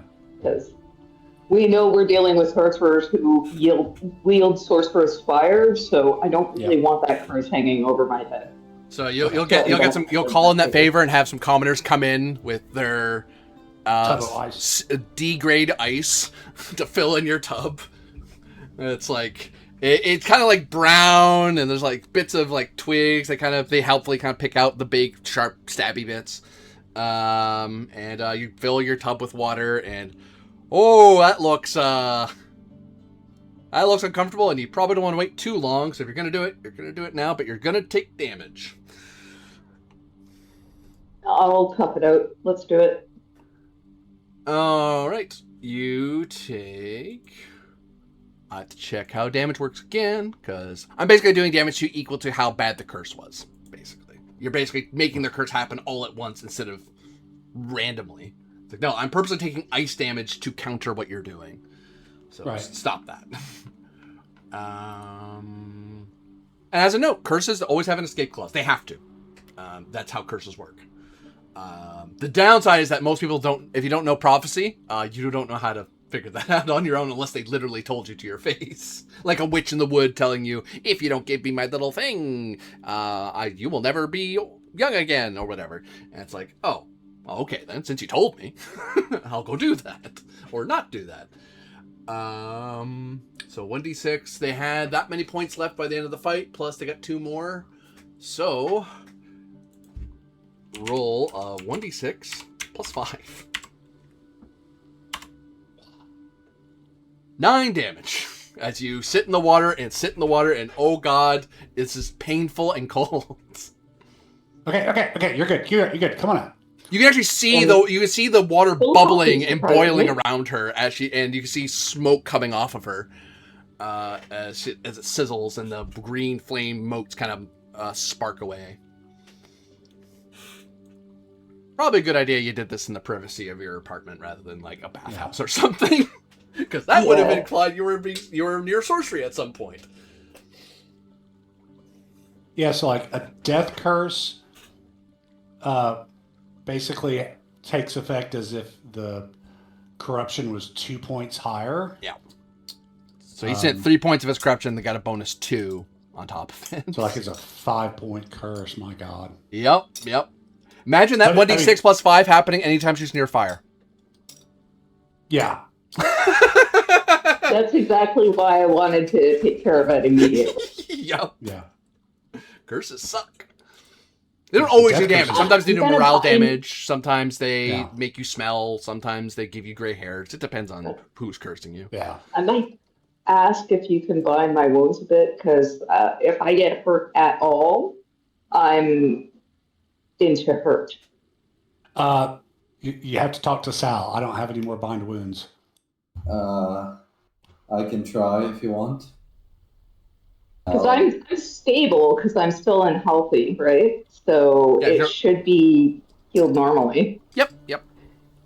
It doesn't stop being normal until serious wound. You have to be really badly hurt for bind wounds not to work very well. I'll grab some ointment and some bandages, and I'll see if I can help you. And I'll throw a refresh token out there because you solved the curse. Here's a 7. Oh, you don't have to roll. You spend. Oh, I just spent it. But look at that roll. What a waste. So how many points of bind wounds do you spend? 1. Well, so you heal 2. Okay. Sal, do you want to take that point that just hit the table? Put it somewhere where you might need it? 1 back in stealth. Very good. I'm seeing the economy of this game now. I understand what they're getting at. Okay, I'm getting it. This is my first game shoe again, everybody, so there is a certain... I'm trying to understand the designer's intent a little. Yeah, I think it's like, the refresh tokens are kind of a constant flow, but so are your general spends. Yep. So it kind of, yeah. So you're now at a point where you can just choose to rest and heal normally too for just having a night's rest. But you can discuss what you've learned. And I believe Giovanni did tell you some of it. And then Amalia told you about a curse. Yeah, so I got interrupted. So, right, Sal will stand on the bed and kind of clutch his wound. How much have you found out thus far? Do you know about... No, sorry, let me start from the beginning. I went to visit the guild hall yesterday, and I had a lovely chat with some middle management lady, which confirmed some suspicions. Which guild hall? The VOI guild hall. Okay. I initially thought that this was all an insurance fraud. Think about it.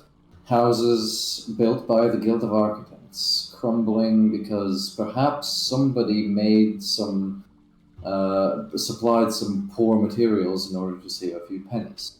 Well, the middle management lady basically confirmed it. They're not saving pennies. They're saving trunks and trunks of gold, supplying poor quality steel to the Guild of Architects. I don't know if they're making any money off insurance as well. But the middle management lady told me to go check out a warehouse in Iron Cross, which is where Amalia found me last night. We had a little bit of a break-in into one of those warehouses. Inside were large containers of iron, among all other things. And iron which also belongs to what Amalia has figured, the pirates. You see, the VOI Guildhall is importing substandard quality iron from pirates, which is, contrary to the law of everything, highly illegal, because they are funding enemies of the state. So there's one angle that we can approach. The other angle is that I was attacked by bloody sorcerers when I tried to make it out. The only thing that survived is over there on that table, a ledger that I managed to snatch from the offices. Singed at its edges, but intact somehow. You can have a look if you wish. Oh, the mic bumps. The mic bumps. Oh, did I bump? Sorry. Yeah. My apologies. The one thing I didn't manage to do was get more than a cursory glance at it. Time was of the essence, you see. Yes.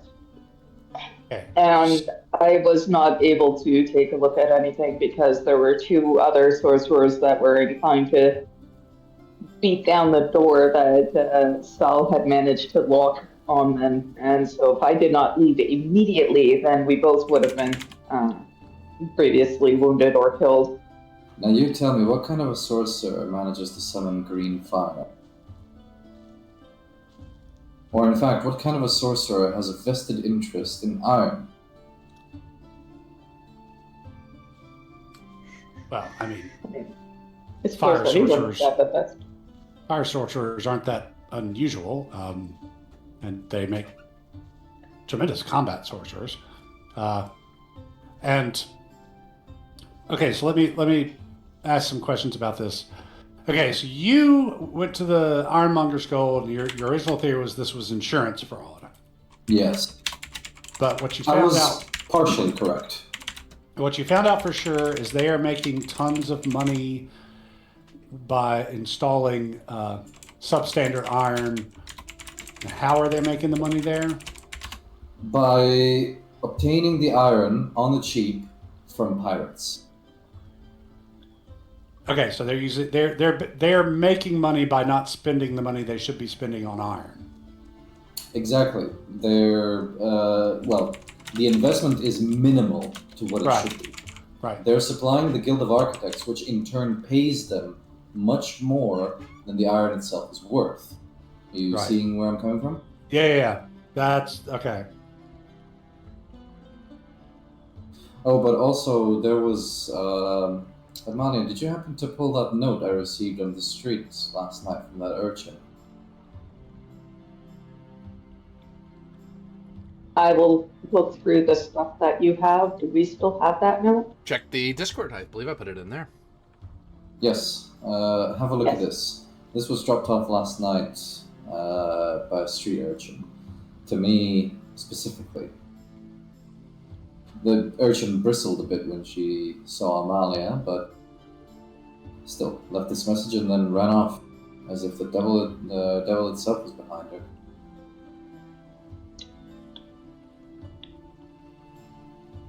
Actually, what I should do, I should save the prophecy in there as well so we don't lose it. Okay, so are you showing me to you who are most bereaved, or to the compassionate one with one eye? To the compassionate one. Okay. Didn't mean to close that, everybody. Sorry. We're back.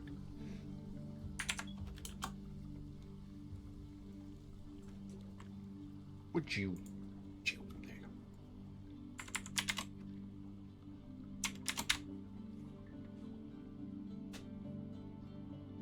And Giovanni, help me out here. You have a bit more sway with the upper crust.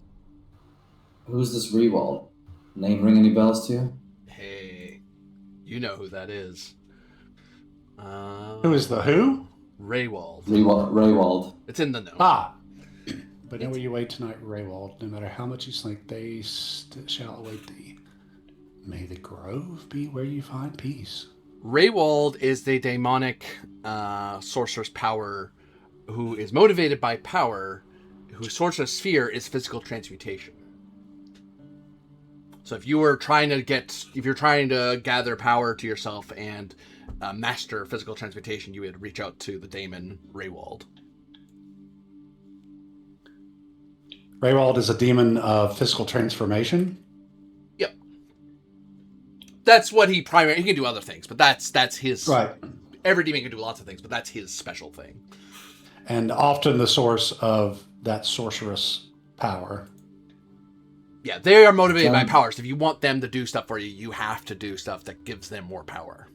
Or they'll appeal to people who have similar motivation. Because if you're not power motivated, they won't help you even if you give them stuff. Because you won't be doing what they want. Because demons want you to help them achieve their goals. And if you're not aligned with them, why waste the power to do? Why waste the investigation points on it? Right. You're not worth my time. I'm not going to waste my corruption points on you. So Giovanni, let me get this straight. You said it's a demon of transmutation as well. That's where, mostly if you are going the demonic route for sorcerer's powers of transformation, you would make a deal with Raywald and, get your power, learn your power somehow through that deal. There are other ways of doing it through books and whatnot. But yeah, that's kind of what he trades in, is that kind of sorcerer's power, or at least fundamentally what he trades in. There's some things that Inquisition! most demons can do. Inquisition! What? As you hear loud knocking on your door. I will whisper at you two to both shut up and then open the door. I'll go into my concerned physician act over. And I'll go into doubling over from pain again. Some level of stealth's involved to keep you two from being noticed from the door. I'll lower the difficulty a bit because Dosai is in the way and they'd have to barge in swords out to really nullify your attempts at stealth. But you're trying not to look obvious. So it's a stealth roll. You can assist each other by spending points. One's rolling, the other one can spend stealth points into helping, or investigation points to help give a +3 to say, hey, by the way, I have a cool idea that'll help you be extra stealthy. Dilsike is also assisting technically, so yeah. Do you have points, Giovanni, or? Yeah, I've got 4 points in stealth. I could spend 2, maybe. That should be enough. I'll make the roll. That's what I was thinking. Well, okay, but I think in my spend, you're only getting an additional +1 because all but 1 goes to an assist. So, like, if you spend 6, the assistant's only getting like 5. Okay. Also, keep in mind, Sal, all your difficulties are automatically increased by +1 because you're still recovering. If you're the roller. So maybe I should spend 2 and make the roll. Yeah. Yeah, you spend 2 and you make the roll. I thought I'd warn you there.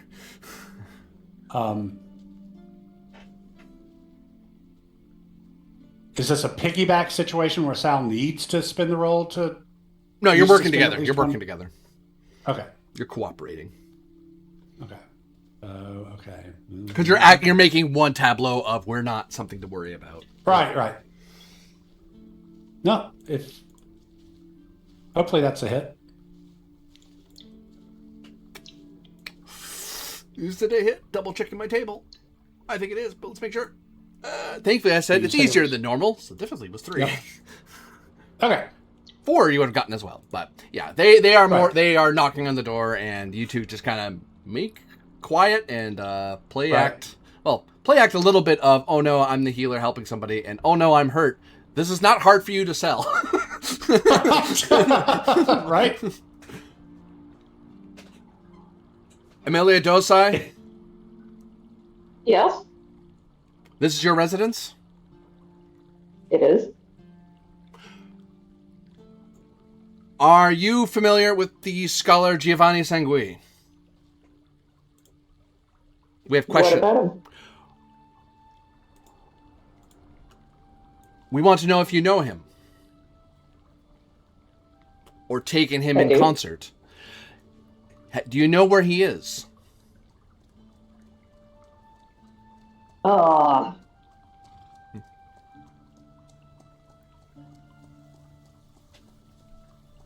We have questions for him. I will let him know of that.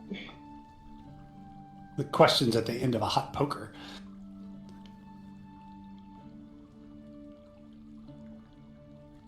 Your trustworthiness is enough to let them not press you too hard, and you have a certain level of servility where you're not I didn't hear you question their authority in any way. Like, I will, yes, okay. Yeah. Plus, I haven't lied to them. Yeah, because I would totally tell you. Yeah, like, and I'll give you, with a bit of vigilance in your idea of laws and traditions, they must be investigating him.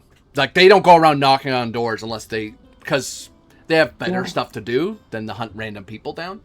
So, for them to be knocking on your door, they know something's up. But through your trustworthiness. So you've got them to go away, but you do know Giovanni is currently being hunted by the Inquisition, at least for investigation purposes. For all you don't know how pissed they are with him, but for whatever reason, they have an interest in him, which means there is Inquisition in Ironcross. Be careful. Yeah. After they leave, I will close the door and look over at Giovanni and be like, so it seems like you've hit a hornet's nest.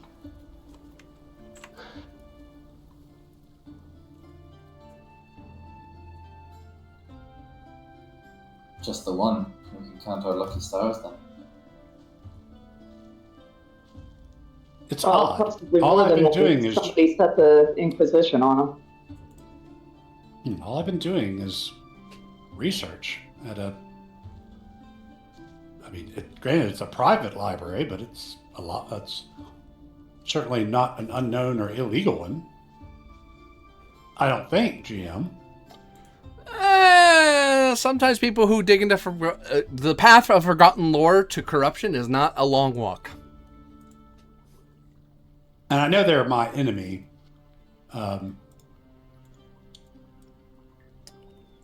That's why I came after you, because you had them as an enemy. I was like, I have a perfect reason to come after you. The Church of Denari doesn't like you in the first. Like, part of this may be you actually may be guilty of something they're angry with you about, or they just don't like you and are messing with your day. Like they saw you come this way and just wanted to mess with you. Yeah, I gave them an excuse or something. Okay. Giovanni will shrug and go. The Church and I have differences of opinion. Which is a dangerous thing to have in everything. Before we got rudely interrupted, I actually wanted to make a conjecture. But before that, another question. This Raywald transmutation, does that include things like characterizing water to wine?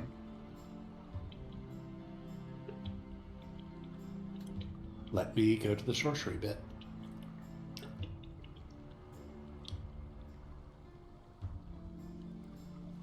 I won't say that yet.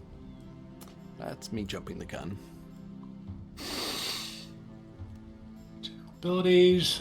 Someone pulls out a tome and starts paging through their booklet of sorcerer's knowledge. I wish. Instead, I'm scrolling through the bookmarks of... What sorcery is this? Bookmarks and scrolling you speak of? It's a scroll. It's a scroll. It's fine. And I'll clarify, it's physical transformation. That's my mistake. Sorry. I mixed up the words. Physical transformation. Yeah, but can physical transformation also apply to inanimate objects? There we go. Sorcerer spells. I think so, but let me... I have to look it up too. I was like, wait a minute. I can very... PQRS. There we are. Page 111.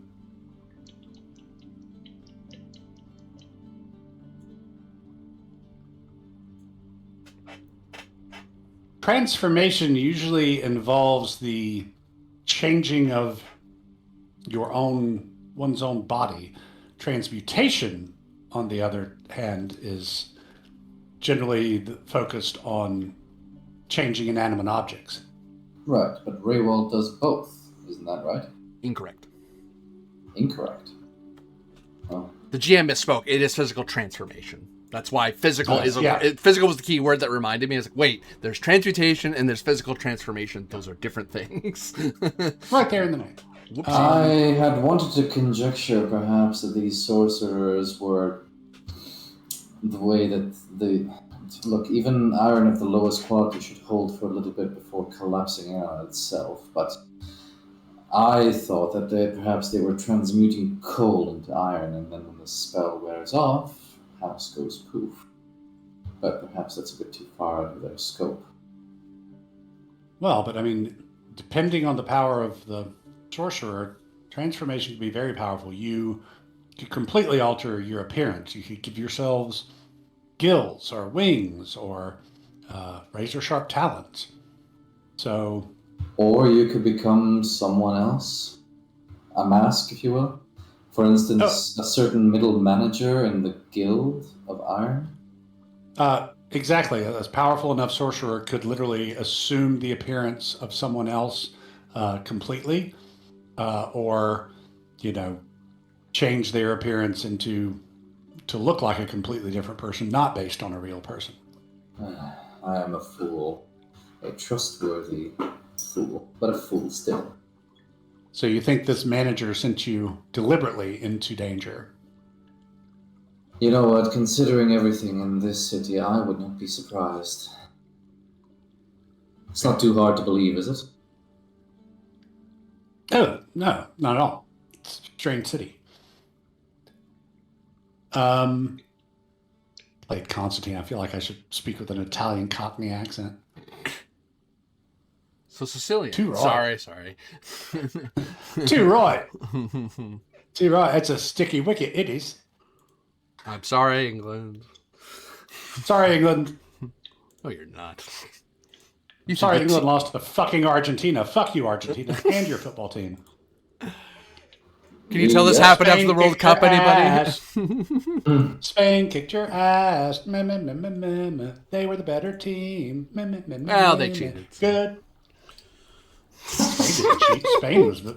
Spain was playing real football. Okay, I see how it is. My God, never thought I'd see an argument about football from Americans or North Americans of all people. I mean, La Liga is where I kind of fell in love with the game, so I was just thrilled that Spain won. I watched too much Japanese anime that had soccer heroes, so. I was really enjoying rooting for the U.S. team when it got so far until the president touched it and turned everything to shit. As you do, Yeah, as he But does. still, back to the game, I think... The great game of soccer? Yes, let's go into that. No, go ahead, sorry. my suggestions are dookie, I think. For now, I think the fire has messed with my brain a bit too much, scrambled with a sort. But another question before I retire for the night. Giovanni, you might know, because Amalia and I were trying to crack our heads over this one, but we couldn't figure it out. The Grove. Where would that be? I thought the only grove or sort of natural place in the city was the island. May the grove be where you find peace. Does that ring any bells? Yes, especially given the research you did recently. Grove is in the to the Redathans is a place where is a sacred place where water is protected. Usually, back in the Kingdom of Redatha, there'd be these ponds and groves are tended to and such, but in Eversink there is only but one. Everyone has their own little private residential grove, their private grove, and then there's the grove everyone gets to go to at the church. So a grove in Redathan terms is a sacred place where sacred water is and is protected. Right.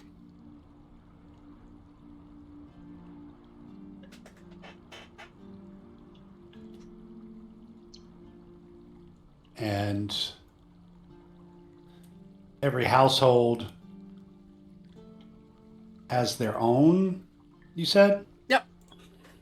Any Redathan would have their own private grove, which is usually just a saucer of water or something. If they're rich, they could not take off the Inquisition. They could probably have like a massive. They'd prefer to have a well because that's a proper grove because you need a large body of water with you. But small bits of water is still inviting Rudath into your life.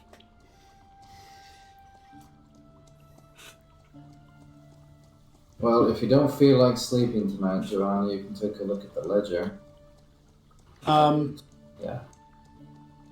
Okay, a couple more questions about what you told me. Making money silly. You found large containers of iron from the pirates. You mentioned something about they're working against the state.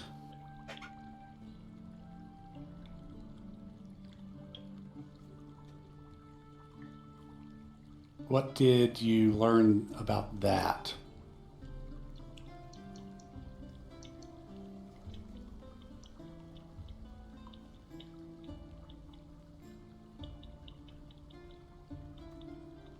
Sweet and Sal just squints at you as he usually does.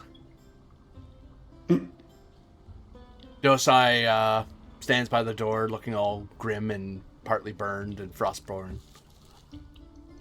I swear, every time you say docile, I think of, was it Larry Niven's old Mercenary Planet series? The docile, fuck!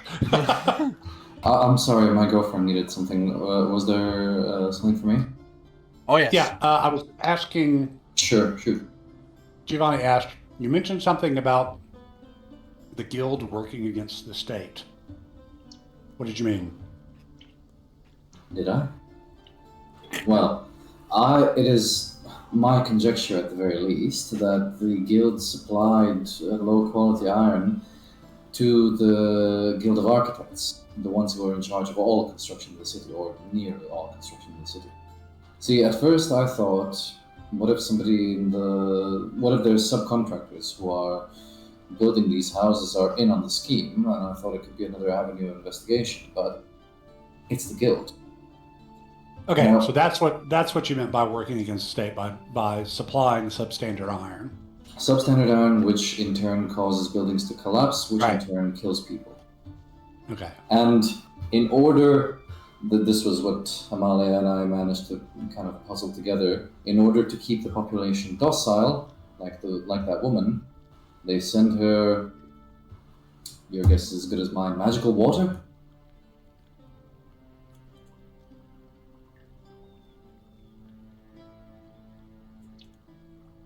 Yeah, I think it seemed to be sort of ensorcelled water. Yeah. Oh, it definitely. Giovanni will say, oh no, it was definitely ensorcelled water, or at least water that had been in contact with something highly sorcerous. I could tell that without any problem. Now, this keeping them docile through the Order of Sacred Water, did you find evidence of this, or was this kind of a Conjecture, theory? pure conjecture, because think about it. People that lost their family members would, of course, go after the guild first. The guild, probably knowing that they're not the ones to blame here because their construction is, well, mostly solid, I mean, look at the rest of the city, would point to their suppliers and to whatever, was wrong with the construction. Okay, do we have any of these collapses occurred in wealthier or more powerful or politically connected neighborhoods, or have they all kind of been in the tangle where the lower classes live? Okay. So, Barn District, the Tangle, and Sag Harbor. So, Not exactly the creme de la creme of society, is it? right, Not, and so not something not that a lot of people miss. and also not the kind of people who might risk complaining to authority and making an enemy of powerful guilds by doing so. Furthermore, not necessarily the kind of people whose complaints receive attention. Exactly. But in order not to create a fuss, because rumors still travel. So, in order not to create a fuss, you keep the population docile with a nice chug of magic water. Right, definitely a theory. Let's do... Hey, I never said it was a good theory, it's just a theory. All collapse in Barn District. Tangle. You all get the sense you almost have all you need to give to Verona, but your dagger of truth is not yet sharp enough to pierce what's actually going on here. Sag Harbor. I knew it. I'm a detective par excellence. I've been doing this gumshoe thing since you all were in diapers. This note is signed S.A. Mm-hmm. Yes. Your guess is as good as mine. I have no idea. I still have no idea.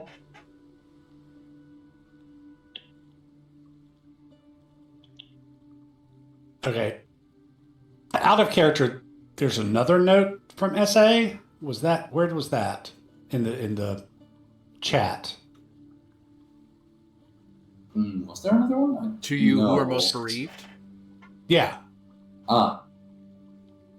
Ah, Yeah, that was given to the that was person given who to the old hired us, lady. right? No. Okay. That was given to the old lady whose son was killed. Yeah. I found Sorry, it by that's who I digging through her garbage. Yeah. Okay. That's interesting. So let me... Just before or after you visited the guild hall? This was before I visited the Okay. guild hall. I'm just putting it kind of in chronological order in my notes.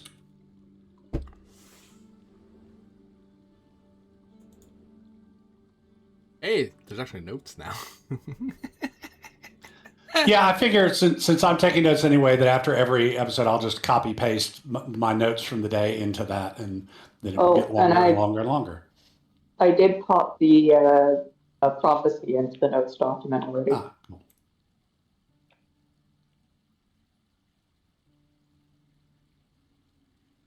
Very good, very good.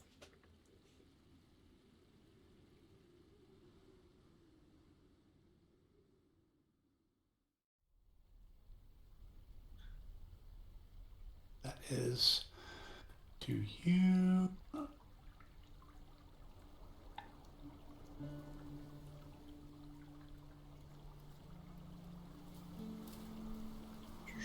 Most breathe, seek out love and endurance, hidden in the darkness.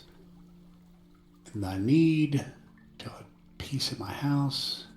Can be eternal peace. Peace comes from within and not without. May the waters cleanse thy soul. S.A. I don't suppose SA rings any bells to you. I mean, it could be Sacro Aquae, sacred water. Like it could be an abbreviation for the order. Oh, potentially, but I mean, I don't know. That's only. I'm assuming Giovanni's not cluing into anything SA. SA? Well, I mean, that the thing you suggested could be true. I don't think you have the ability here to see into this. You would, by prophecy, see a halo about the head of Sal. Halo about that. Sal, are you sure that doesn't mean anything to you? You sure none of your investigative abilities apply? I've already gotten ridiculously lucky. Truth be told, friend, I'd have to go out into the streets tomorrow and see. I just don't know. SA. Could mean 1,000 different things. But wait. The old lady's name? Santina Ascari. SA?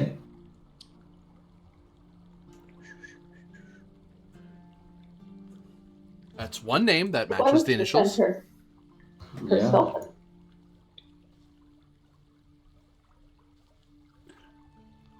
We could pay her a visit again tomorrow. I doubt it's probably the old lady's fault, but it's the only clue we've got.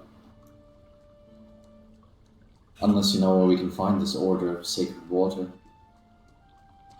I mean, they have a public church in the foreign district. It's on the way. We can check. What was that? Oh, there she is.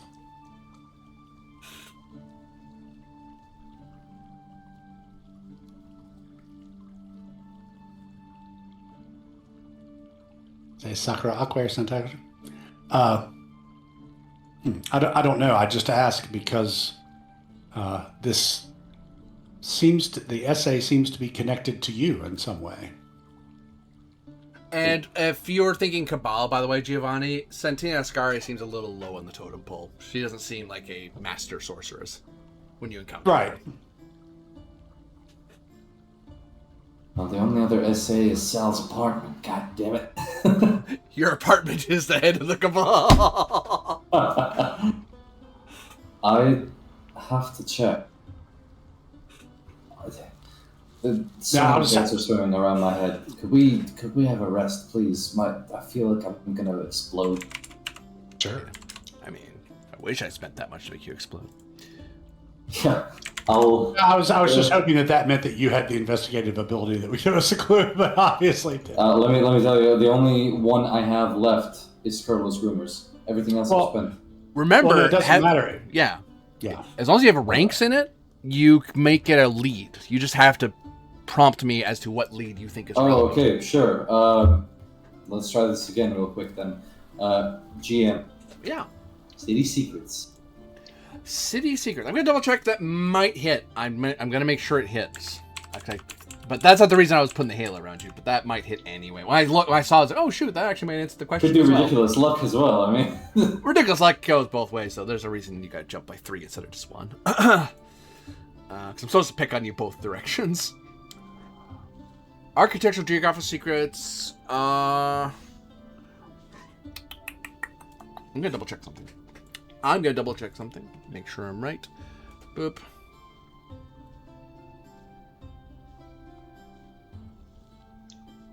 Check my own notes about last session.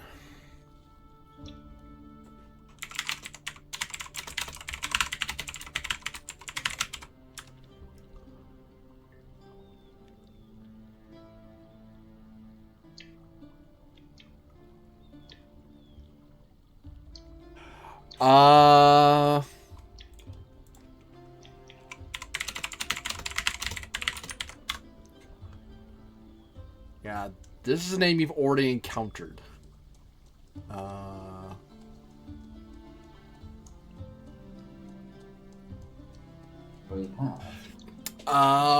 One name that jumps out to you was when you were skimming through the various documents in the Virtuous Organization of Ironmonger's warehouse. You didn't just find the ledger. You looked through like various paperwork, and you found names of importance, such as Carlos de Francisco, Zenobi Giorgetti, and Serafina Harona. The first two you knew. De Francisco is of the guild leader of the Society of Ivorists. The Zenobi Giorgetti is the leader of the Golden Raiders. And Serafina Harona is the head of the ancient and noble House Harona. Can you put those names somewhere? I could, but, they didn't write it in the notes, so I don't know if it's fair, really. Oh, you know what? Your mother. What was that about my mother? Nothing. What was that? Nothing? Got it. None. Don't talk crap about my mother. Games like this make me feel valued as the person in the RPG that always is taking notes. That is... Although in Draw Steel, that's often, we get attacked by a dragon. We lose. Actually, I'll pull you over to the Dramatis Personae, because these are names that you easily knew. Made sure to keep some of the persons of interest, but the names in there are those you know are in rising power. S.A. Serafina Arona. Of the noble and ancient house of Arona.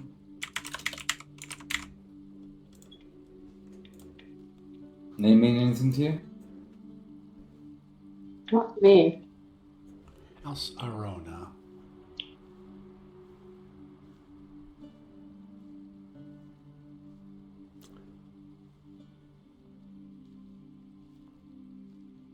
Mid-level Gilder of the Eyes, damning testimony. Darkness from dignity. Do I know where she makes her? Where she's living. Where she's living, or rather, where the house is situated. Indeed, in Alderhall, like all great ancient houses. Of course. Right. Okay. Thought before I actually fell asleep. Yeah. There's this lady. She leads a noble house. Serafina Arona. S.A.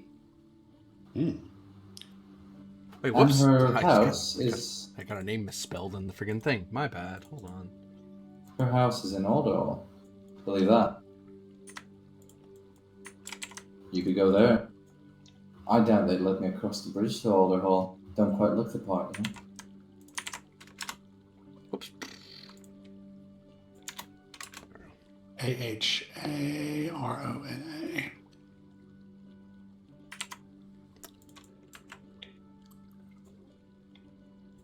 Okay.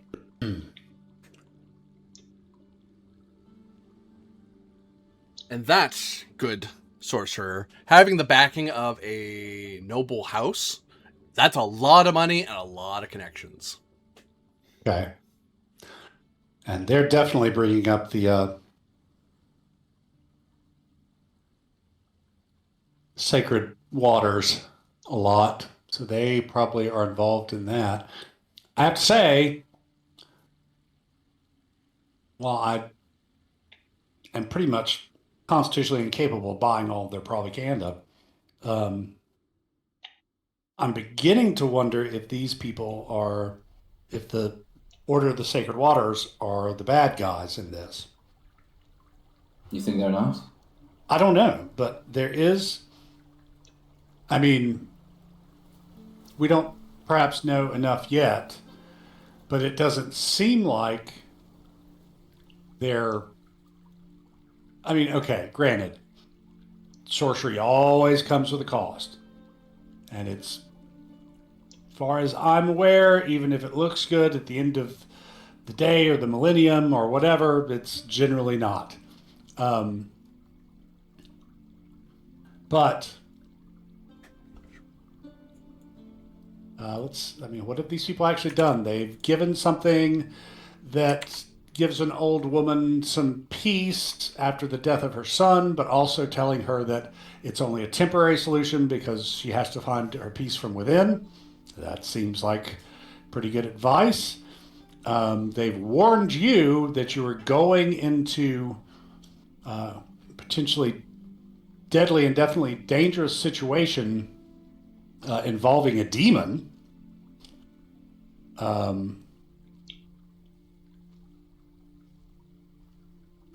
Generally, Mr. Giovanni, if it looks too good to be true, it probably is. And my vision is also kind of floating around phrasing associated with the sacred order. You know, the heroes of light suffering not the mist of evil, sacred waters ending thirst for the devoted and the traveler. Where secret and darkness dwell, the light shall prevail. And, you know, I learned that darkness was the Empire's answer to the Ruathan practice. And that wasn't coming from a note from anybody involved. That was my inner sight. So tomorrow, we must visit this woman. Yeah. Or try to, at the very least. You do realize that it's morning. Is it? Yes. It's by now. God. Midday. Yeah, Actually, I'll give that a couple hours to probably pass with all this going on. It's probably like midday, approaching lunch. Yeah, because I did like starved. No, because all that stuff, that like your battle and my research and stuff, all happened yesterday, and then we're into the morning of the next day. Oh, I thought we were somewhere around midnight by now, but no. Okay, that's fine. Okay. I mean, by all means, rest. I mean, there's nothing says that you can't take 8 hours now. Yep. No. The or we can all calls. I want to see this through to the end somehow. Amalia, do you mind if I pull up here for the day? I'll go through the ledger, and I'm thinking maybe perhaps going back to my apartment's not the best idea.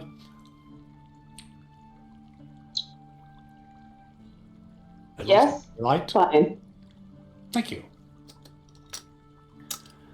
So yeah, I'll find a comfortable chair and kick off my boots and put my stockinged feet up and start. Please don't make noise or attract attention. I don't need the Inquisition looking at me askance. Or the Homeowners Association. Yeah. So Giovanni kind of looks to his left and right. He goes, "Did you hear that, guys?" Same thing? We cannot make any noise or cause a disturbance in friend Amalia's apartment. And I like whip my head over to the right side and go, I'm looking right at you, Diablo. And then I just start reading the book. I'll look over to Amalia. He is a weird one, isn't he?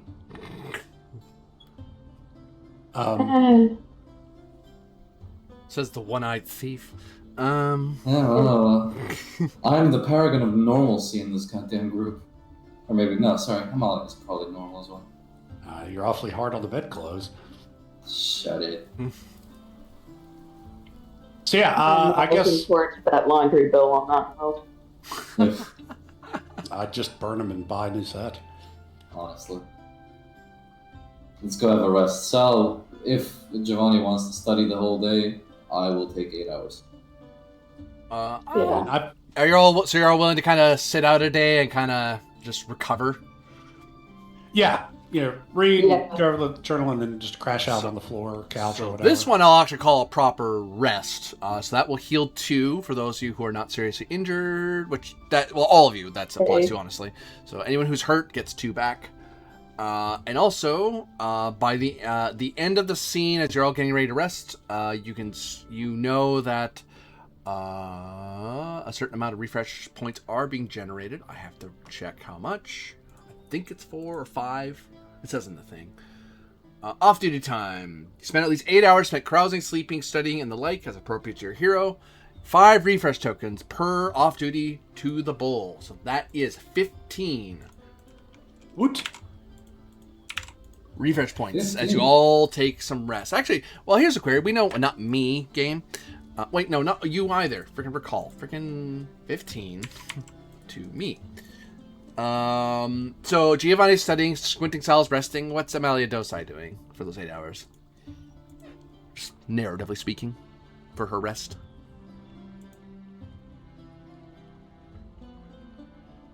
Drinking tea, building ships and bottles, gambling on rats. There's a your mom joke in there somewhere as well. I'm not saying bad things about her mom.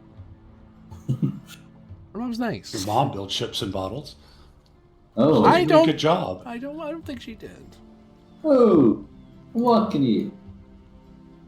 Actually, I always wanted to do that. I just never did. I thought it was a neat hobby. Oh well. The computer unplugged itself. Yeah. Very good. So yeah, there are 15 refresh points in the bowl before we go any further. So you can spend those as you like, because they're gonna go away once we get back from you resting. Right. So basically, we each earned 5 for our sleepy sleep. Yep. So I think we can each spend 5 and call it a day, right? Yeah. So you're both taking 5 away? 2. Yeah. Yeah. Well, I think, let me see how many I need to spend to get back up to full in places. Sal, you're taking 5 just to make sure? Yes. 1, 2, 3, 4, 5. 5. There you go. I got some of my skills back. Lord knows I'll need them.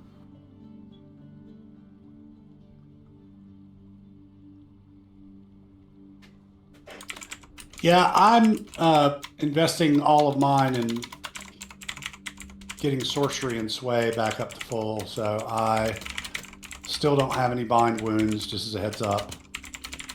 I want to put 5 into warfare because I'm down to 4 of 12 right now. If I can pop 5 points into there, that'll help us be more likely to be able to survive conflict.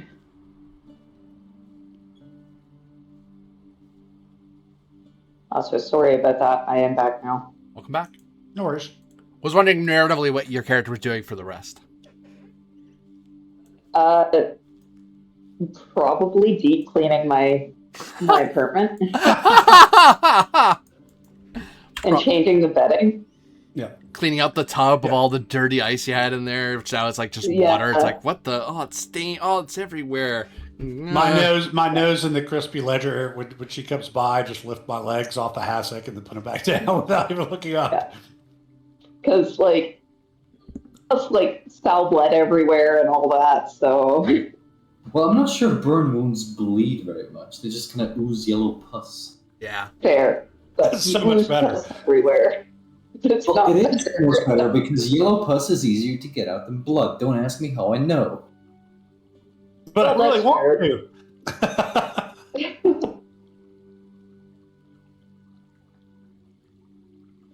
Because that's a very specific bit of knowledge. Smells worse though. I had the misfortune of taking care of a very ill end of life family member. And Oh, I'm so sorry. No, it was a long time ago, so I'm totally over it. But you never forget the smell. No, Fair enough. Yeah. Very good of you, but tough. Tough, yeah. And like I said, I know from experience, blood is hard to wash off, but yellow pus, just chuck it in the washing machine, it'll get out. For blood, you need peroxide or similar. Or bleach. Found bleach does the job. Yeah, if it's a white thing. Yeah. So. But if you're getting peroxide, it needs to be like the high concentration laundry grade stuff, not the over the counter stuff you can buy at a pharmacy. Yeah. Personally, I hate the smell of bleach. Like when you like splash bleach over something cut, it is the worst. Yeah, that's why I usually use peroxide because it's odorless. Speaking of smell, let me tell you this. You know the last week's tale of how my neighbor fertilized this field right across from me, and it stunk to high heaven. Yep. Yeah. He left it on for 7 days. For 7 days under the scorching sun of 38 degrees Celsius with 60% humidity every day, I was forced to breathe in the fumes of crap. And on the 7th day, a neighbor came up to his house. Sorry, GM, I'm just quick tangent. Sure. A neighbor came up to his house and said, "If you don't get that field plowed, I'm going to burn your tractor." And he got the field plowed. So now there's no more stink. Woo. Excellent. Last Saturday was real bad. I think I had to get out a scented candle at one point just to clear the smell.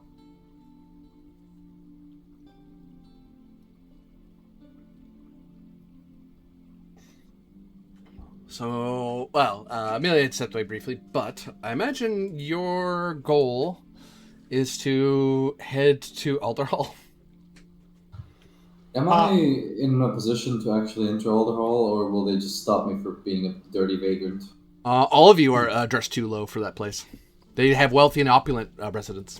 Unless they work for the City Watch, and even they are paid pretty darn well. Let me ask, did I learn anything from studying the ledger?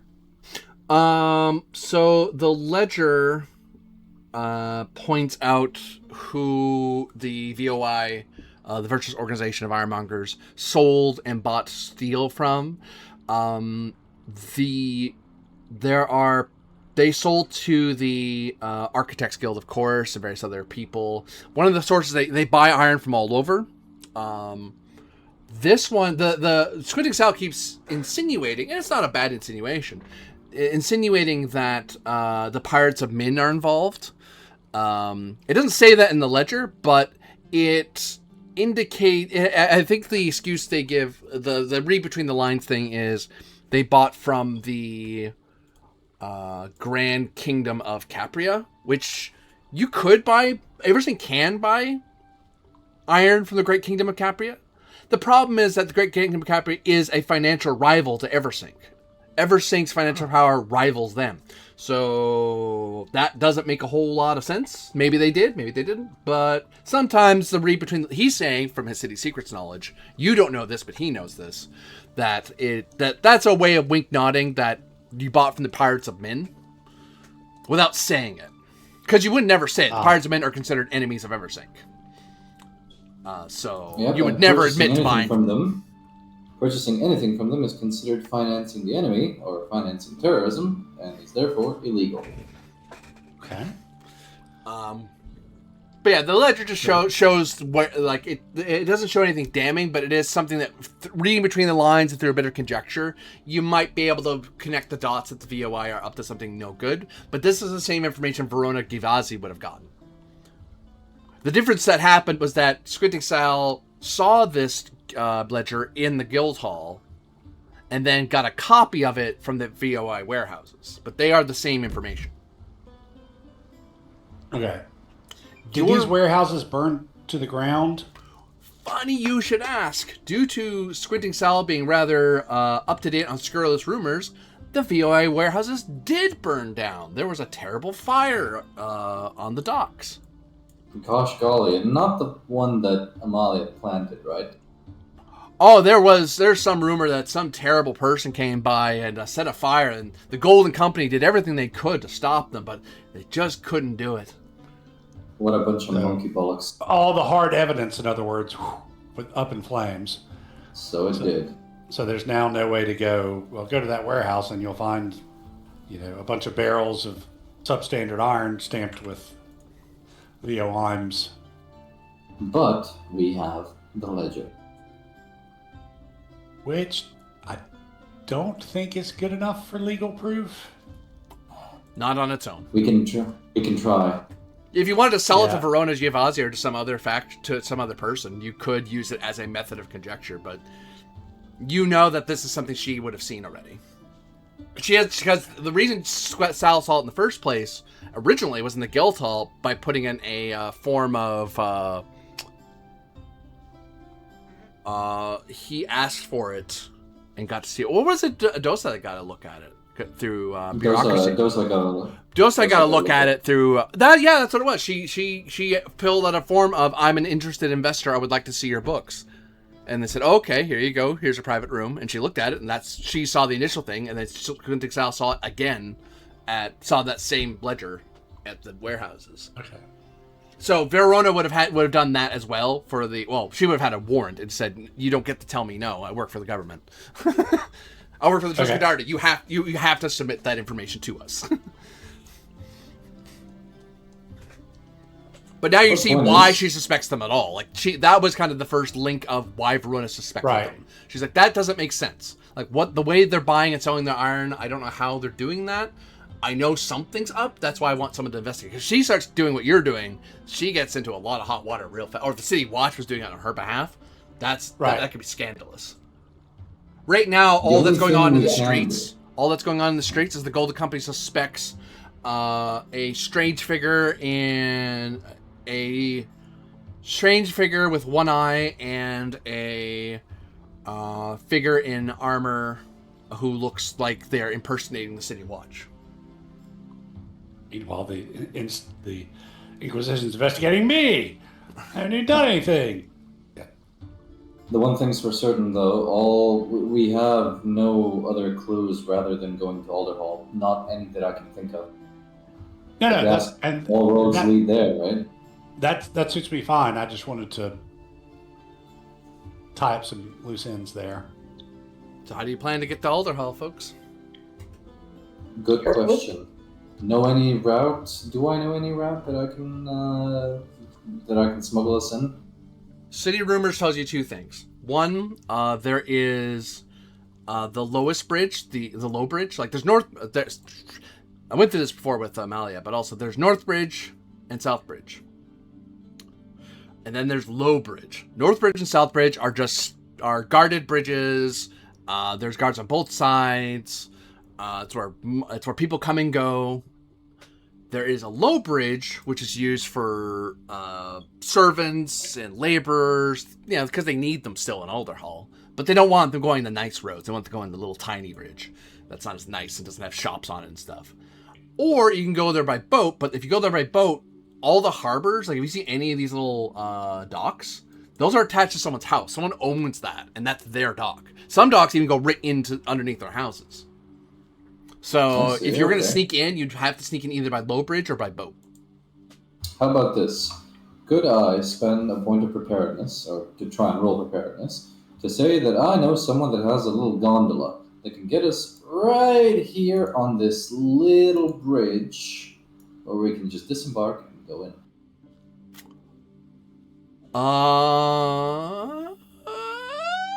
Maybe. Maybe so.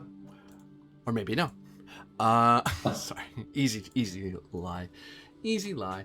Preparedness. It's a roll. You want to be prepared like Jeremy Irons said you should be? Well, funny thing. You are... Preparedness is it's not so much knowing a person, it's you having getting you're getting a gondola. Yeah, no, you can do that. So that is a difficulty. You want a gondola just for yourself, unregistered, no questions asked where it's going. That is not gonna be the easiest thing in the world, because that's that you can get in a lot of trouble if they find out their gondola is what breached someone's house or breached or snuck someone into Alder Hall. But you could do it. Well, how about I spend a point of skullduggery to say that I have some particular dirt on someone that happens to own a gondola, and I will say, you do this for me, and the dirt suddenly vanishes. Certainly, that gives you +3 to the preparedness roll. Another suggestion is maybe in using preparedness, you when the urchin gave you the note, maybe you took the time to find out if he could get a note back to the person who'd given him a note. That urchin just ran, just like hightailed it out of there. That was just a messenger. Yeah, but preparedness, we might be able to get a note to SA and ask to meet. Preparedness gets you items, things. Flashback has events happen. Okay. So somebody with flashback could say that happened and correct us and say, actually, the GM misspoke. This actually happened. But that wouldn't be Sal. I'll try to do we want to do that? Because I could potentially. Because Dosai could do that. She has 8 ranks in preparedness. For the note. Yeah. You could, but you want to see if I can just get the gondola? It's probably the easiest of the two worlds. Yeah. Yeah, cool. Especially since I'm running low on my preparedness points, so if we can avoid using those resources, that's probably a good thing to do so. To try and get more out of this roll, GM... Oh no, I can only use one per... Here you go. Wow. Just my luck. That's some mighty dirt you have. Did you have the plus... That is with your +3. You added 1 +3. You just rolled crap. Okay. I just rolled 1. It's mighty dirt, and you try very hard. But man, the Inquisition's out in force. The city guard's out in force these days. Rumor is they're an Iron Cross looking for your butt. You know what? Go ahead, turn them in. They'll turn you in. We can both go down. Or they don't turn you in. You don't turn them in for now. For now, okay. They'll pay you back later, but this time, right now, is a bad time. They'll just go to jail. Or worse. That's fine. Okay, a question about how wealth works. If I were just wanting to send a written message to someone, and I'm at comfortable, does my comfortable style of living cover, here, messenger, take this to so-and-so in this district? You just don't get, if you wanted to have a benefit above and beyond, you wanted a +3 or you wanted a free rank, that's when you'd spend coin to say, well, not only am I comfortable, I have pocket money to throw above and beyond that. But comfortable could easily cover mail. A basic mail service from Iron Cross to Alder Hall, that is not a crazy thing to do. So yeah, why don't I actually, in my unique gear or whatever, I have a signet from, at some point or other, my family meant something. Just, I don't know when or where, or to whom. So if I could borrow some stationery, I could always write a letter to SA or to who we're trying to visit, and seal it with my seal, which at least looks fancy, so it might not draw any suspicion going to Alder Hall, and might actually get read. And we could try and arrange a meeting that way, because if she is SA, she obviously knows how to get information to us and on the fly. So what do you guys think? Probably a good idea. And Sal stepped away for a second. Yeah, at least until Well, I would say that is a task of sway, and I'll say by virtue of your heritage, shall we say, contacting a noble is not as a person who lives comfortably, but you're not wealthy or noble yourself. But that's normally that'd be hard, fairly hard. And if you're really poor, it's actually much, much, much harder. But in your case, you have a little bit of clout. And you get the feeling they're trying to reach you anyway, so maybe this normally would be quite difficult, but perhaps this is far easier than you think it is. Okay. So your guess is as good as mine how hard this roll actually is, but let's go into yourself. Okay, let's spend 3. Yeah, that's right.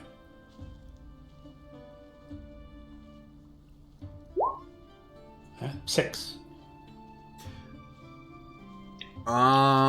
You get a letter from House Harona that welcomes you to visit her home, if you so wish, and enjoy a bit of time in her garden. Excellent. Actually, let me ask, what nice thing did she point out about the sanguine? Like, she happens to know something about that seal, because she's an ancient noble. She probably would just know that. So she said something of niceness of your lineage. Oh, so she says something nice about my family? Yep. She's the first. But what nice thing can she say, I guess is the way I should put it. I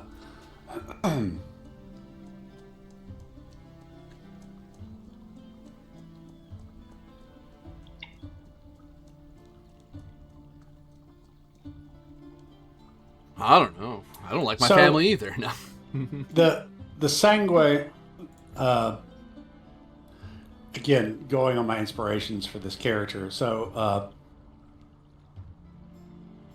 the sangues have at various points in various generations, not every single generation, but the sangues have always kind of been known for at least having a member, who can provide assistance with certain things, and in past times has provided assistance to the nobilities and the ruling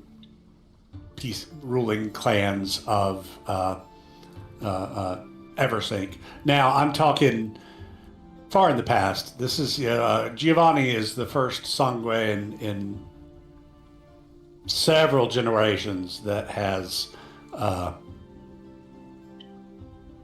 taken up the family's ancient talents, as it were. Kind of like the Constantines. Like, there was Joanna Constantine in the 1700s. It was John's ancestor. She could say something about the ancient services the Sangue house has, performed for maybe her house, maybe just the nobility. Does that work? Yeah, it works fine. So that's how you know she knows something of your family. Right. Yes, we from time to time in history we have shown up and been helpful, if not exactly someone you want to invite to high tea. Mm-hmm. Sal, I did a roll. Basically, since I established at character creation that I have a family crest from way back in the day, I wrote a letter, sealed it with the crest, and sent it off. And she has invited us to come enjoy some time in her gardens. Oh, good on you. Full nobility. I like that. Who knows? Maybe this. Anyway. Okay.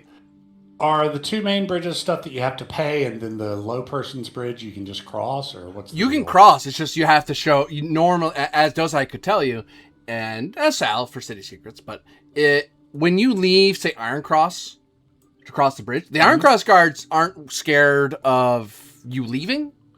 They're scared about criminals trying to flee Alderhall, and then they stop them. Right. They're helping their buddies out. But the guards on the other side of Alderhall will halt you and ask what your business is and who you're here for. If you can't give a good reason, they will just turn you away. Fair enough. What about the service bridge? Low bridge, you'd have to show that you have... Between Dosai and Sal, they both know that you would need to look the part. You'd have to look like a servant and act like a servant. You have to say who you're here to serve, what job you're here for. Ideally, having paperwork to attest to such, because they don't trust you. You're low people who are your workers. You're the help, and guards will check you not to see if you have valid business. They're in the sense of I'm here to see the gardens. I'm here to see whoever. It's more of a are you? For me, I'm just bringing this chocolate pie to Miss Scarlet. Yeah. That's the bridges. Okay, so yeah, I guess the letter should give us a passage into at either one of the main bridges, I would guess. Yes, the letter would be your pass. As it okay, because it would be your valid reason for entering. Okay. That said, uh-huh. How are Sal and Sanguay going to evade the Inquisition and City Guard who seem to be on the look for them, respectively? Dosai has no enemies currently looking for her at the moment, at least none she's aware of. Can I try and reinforce Giovanni's claim to faux nobility by pretending to be his manservant? I don't think I look like a nobility. Potentially nobility that has fallen on incredibly hard times, but I'm not really. My good sir, do you have a cape? This trench coat. Do you want a cape? No, I have a trench coat. Get yourself a cape, and I shall carry it. I am your manservant. Well, that's good for you, but it doesn't really make me any less conspicuous when the Inquisition's looking for me. I'm bleeding out. Fine, I'll take the low bridge. Get out of here. How are you getting there is my question. Actually, Lowbridge isn't that far from where Amalia lives, so it's just a matter of... So you can take the Lowbridge. We'll have to do a test for how you're crossing it, but that's different. You're getting by the city guard because you're basically going straight to a bridge they're probably not looking for you at. If anything, you get the feeling they're probably looking for you in the streets of Iron Cross or trying to cross over into Temple Market or get a gondola out of here as opposed to taking the Lowbridge into Alderhall. That's not really where they're thinking you're going to go. Yeah, keep your friends close and your enemies closer, right? I don't know.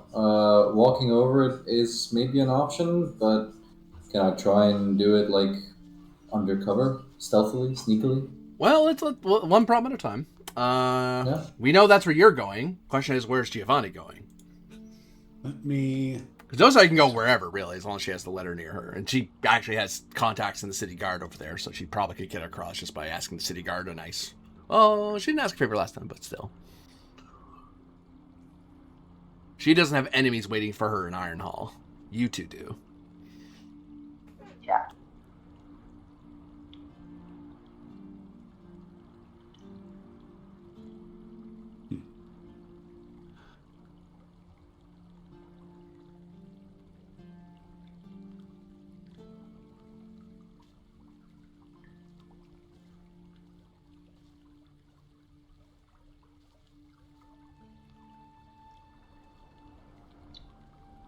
What's on your mind, Giovanni? I'm just trying to look at different potentialities. They are looking for me, so they almost certainly have my description. Can I spend my point of liar's tell to... because the bottom of it says that if you need to tell a lie and have it believe your body language and delivery are flawless. So could I leverage that point spend into, I don't know, I've changed the way I walk and stand and move and, maybe even somehow made it look like my clothes don't fit right or something. So I, yeah, if you spend your point of liar's tell, they'll get you out of Iron Cross. I'd take that exchange. Yeah. Okay. Bloop. Now I don't know how I'm getting back, but which bridge are you taking? Or you take your boat. Future Giovanni. Any difference between the two main bridges? It depends which way you're going. They wouldn't suspect you if you're heading to Arona's place because both bridges get there the same amount of time. North Bridge is probably better, ? But like people go to South Bridge to get to the garden. There's like lots of art places on this island and stuff like that. This is more of like a fun place to go. So you go South Bridge if you're trying to get there first. If you're going North Bridge, say, I'm going to go to the gardens, and you're into North Bridge, they think, what are you doing? That's suspicious. Why would you come by this bridge? This bridge, because the North Isle is mostly houses. Like, people live here, and the City Hall, the City Watch. Whereas the older people are further up this way, like the... what can you expect when you land by boat, if we just took a boat to... You would dock straight into her house. And her house guards would challenge you and go, hey, what are you coming to... What are you coming into my thing for? It's like, oh, I'm supposed to be here. Yeah, let's just do that. I'll keep my liar's tale up to while we're hiring a boat until we get there. Yeah. Liar's tale will get you out of there. Odosai, you don't need to spend. You can just simply have money to be on a boat. Squinting Sal, are you still taking Low Bridge and trying to sneak your way through Alderhall, or are you going to try to get into the boat with them? Somehow. I'll get into the boat if I can. So that turns us back around to how you're evading the city guard. Giovanni got by a liar's tell. He just pretended he was heading a certain way and then went another way. Yeah, and in fact, never mind. I'll skip that. You could do the same, I will say, Sal, because it makes the same amount of sense. Unless you have another thing you want to spend. But it would cost a point to evade them. Unless you're going to do a stealth roll. I can just do a stealth roll. I think that's easiest. Okay. So it will be fair. Not super. It's not going to be normal. I can tell you that. Because they're on the lookout for you. They're trying to find you. But take as you will. Let's see what we can do.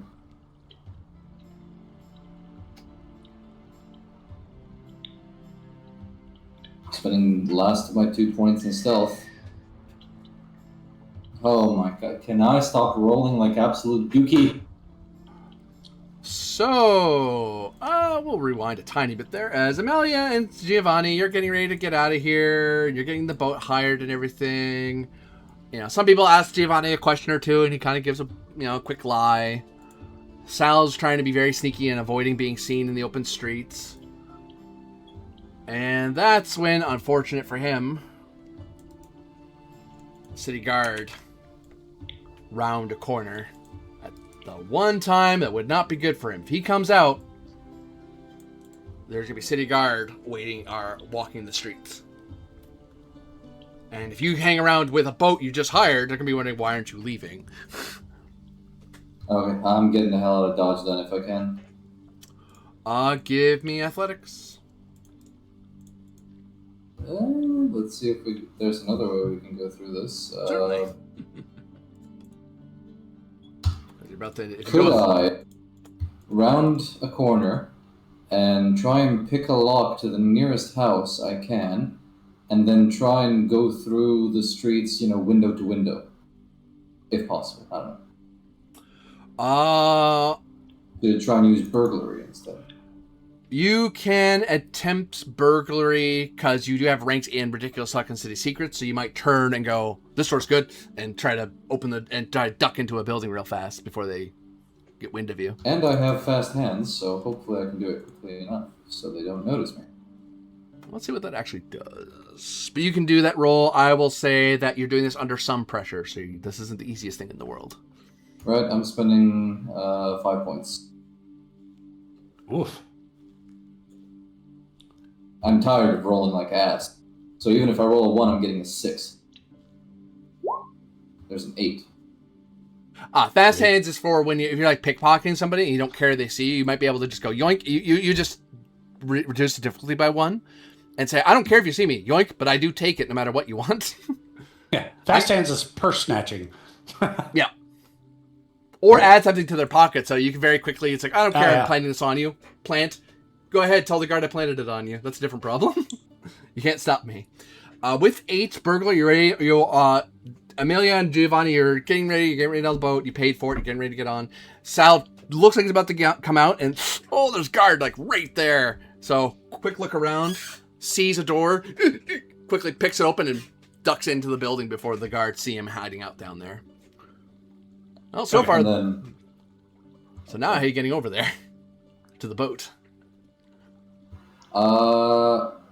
I could. Does this building I'm in have a roof access, perchance? It's Eversink, yes.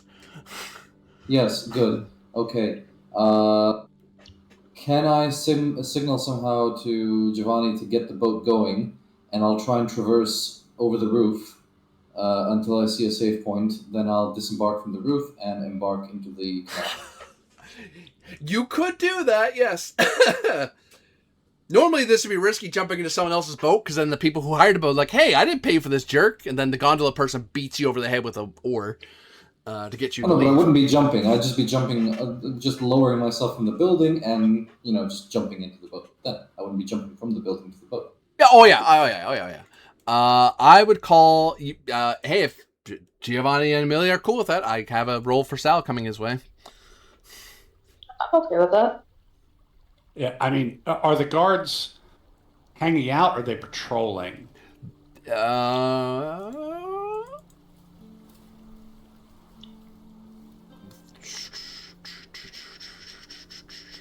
It is hard for you to know their heart, but they seem to be searching. Okay. Without actually asking them, it's hard to tell you. But they're not just like on their normal patrol route where they... No, there's too many of them. There's too many of them. Okay, fair enough. Then my idea won't work. So. Well, what is your idea? Maybe it will. My idea was, like, if they were just patrolling and were going to move out in a relatively quick form, then, I could, feign twisting my ankle or something and get the boats, and then delay, that it wouldn't look terribly weird for the boat not to start moving off while, we go, oh, no, I'm fine. No, really, I'm fine. No, don't worry. I won't, I won't impose any sort of penalty because you didn't park close enough to the dock, My idea was doing something like that to delay the boats leaving, so once the guards pass through, Sal could just join us, but it doesn't sound like that's the case. Yeah, you'd have to get a really high roll to make that work. Yeah. Yeah. So. And if you failed it, they'd be suspicious of you. It's like, Right, exactly. Why are you faking? In this case, this would be a test of athletics, Sal.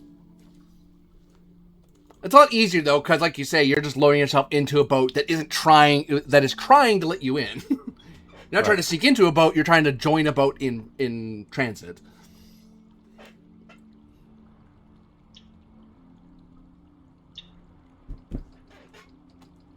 Hey, sweet river cat. How are you? So what's your thought, Sal, unless you have a different plan? Well, I mean, I could just wait for them to pass, but who knows if they'll pass. No, let's try and do some parkour. Which is dangerous, considering I have very little points to spend. And let's see if I can get down at an appropriate moment and just jump into the boat. There we go. There's a good girl. I would have pointed out spending a point of preparedness, but you don't have any, so never mind. Ha! Yes, well.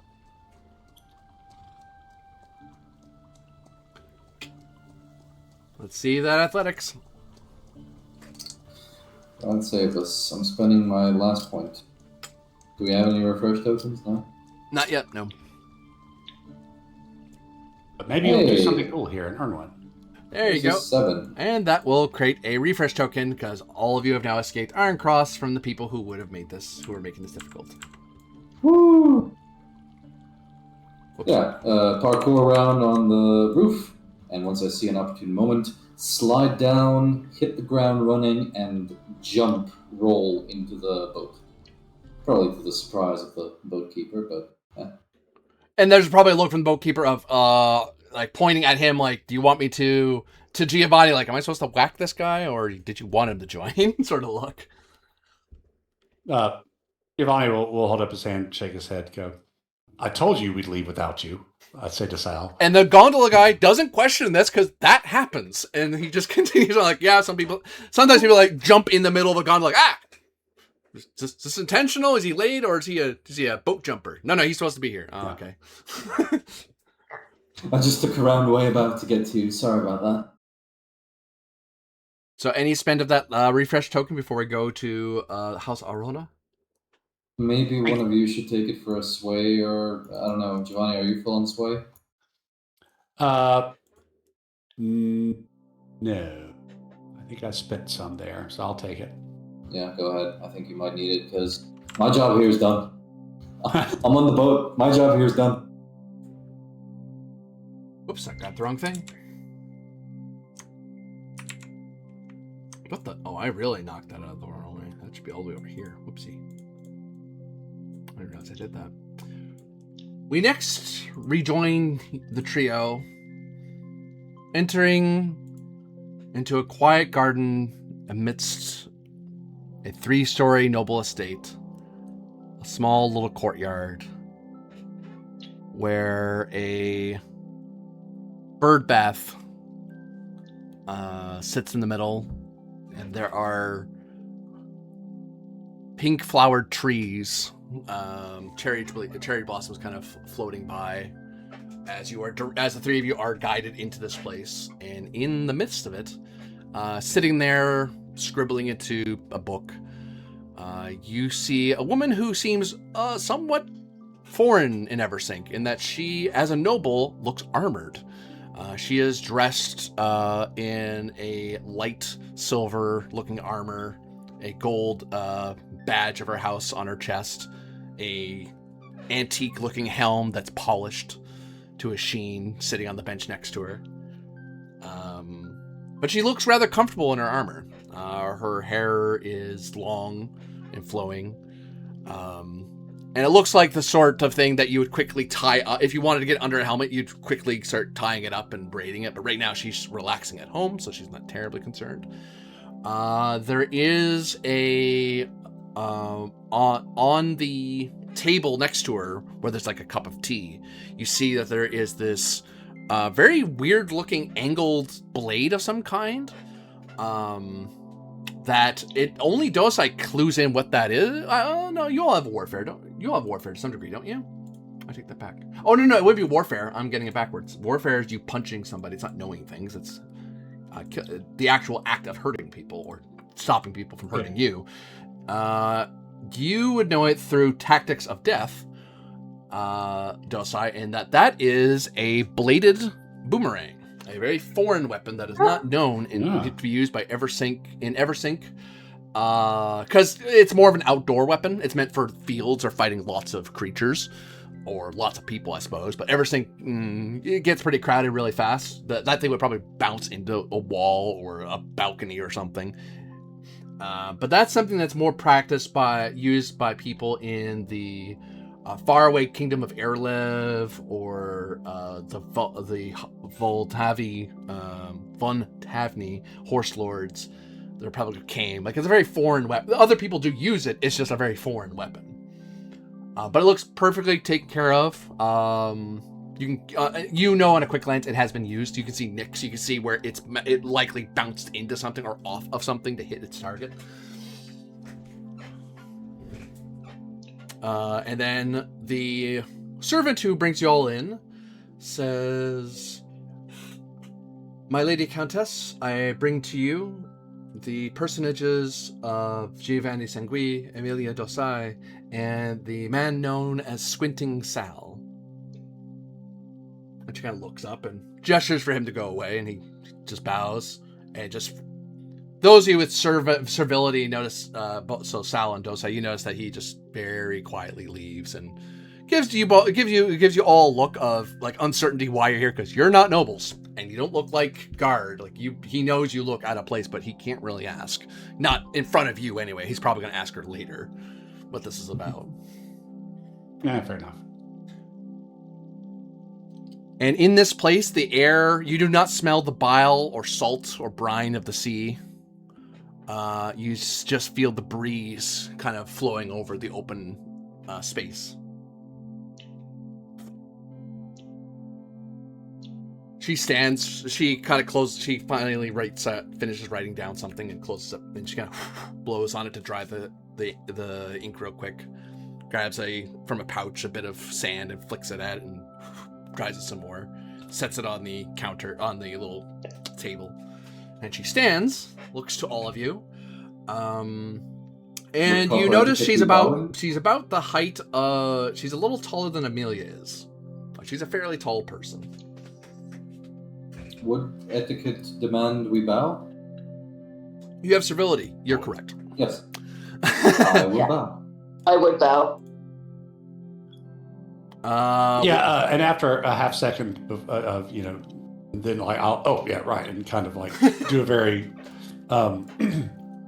awkward bow. Because the other two just kind of do it out of, that's the thing you're supposed to do. And you're like, huh? Bow, right, I think? Yeah. I'm not used to bowing at people. Right.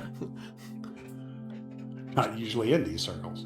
She nods at Sal and Dosai's servility, and she smirks at Giovanni's failure to. And most nobles, there'd be a check involved in this, because you would have offended them for delaying. But she doesn't seem to care. I think I don't have nobility or servility or charm. Yeah. So... It's like, what do I know? I'll ape after them. It's like, I would so offend people in high society real fast. Right. Yeah, it's like, time to practice my mirroring. Yeah. It's like, that's where you go, that's why I have a high sway, so I can talk myself out of messes. Right. Yeah. Greetings and welcome to the Garden of Harona. And in this place, I bid you welcome. You freelance slinks who pry into the evils of others.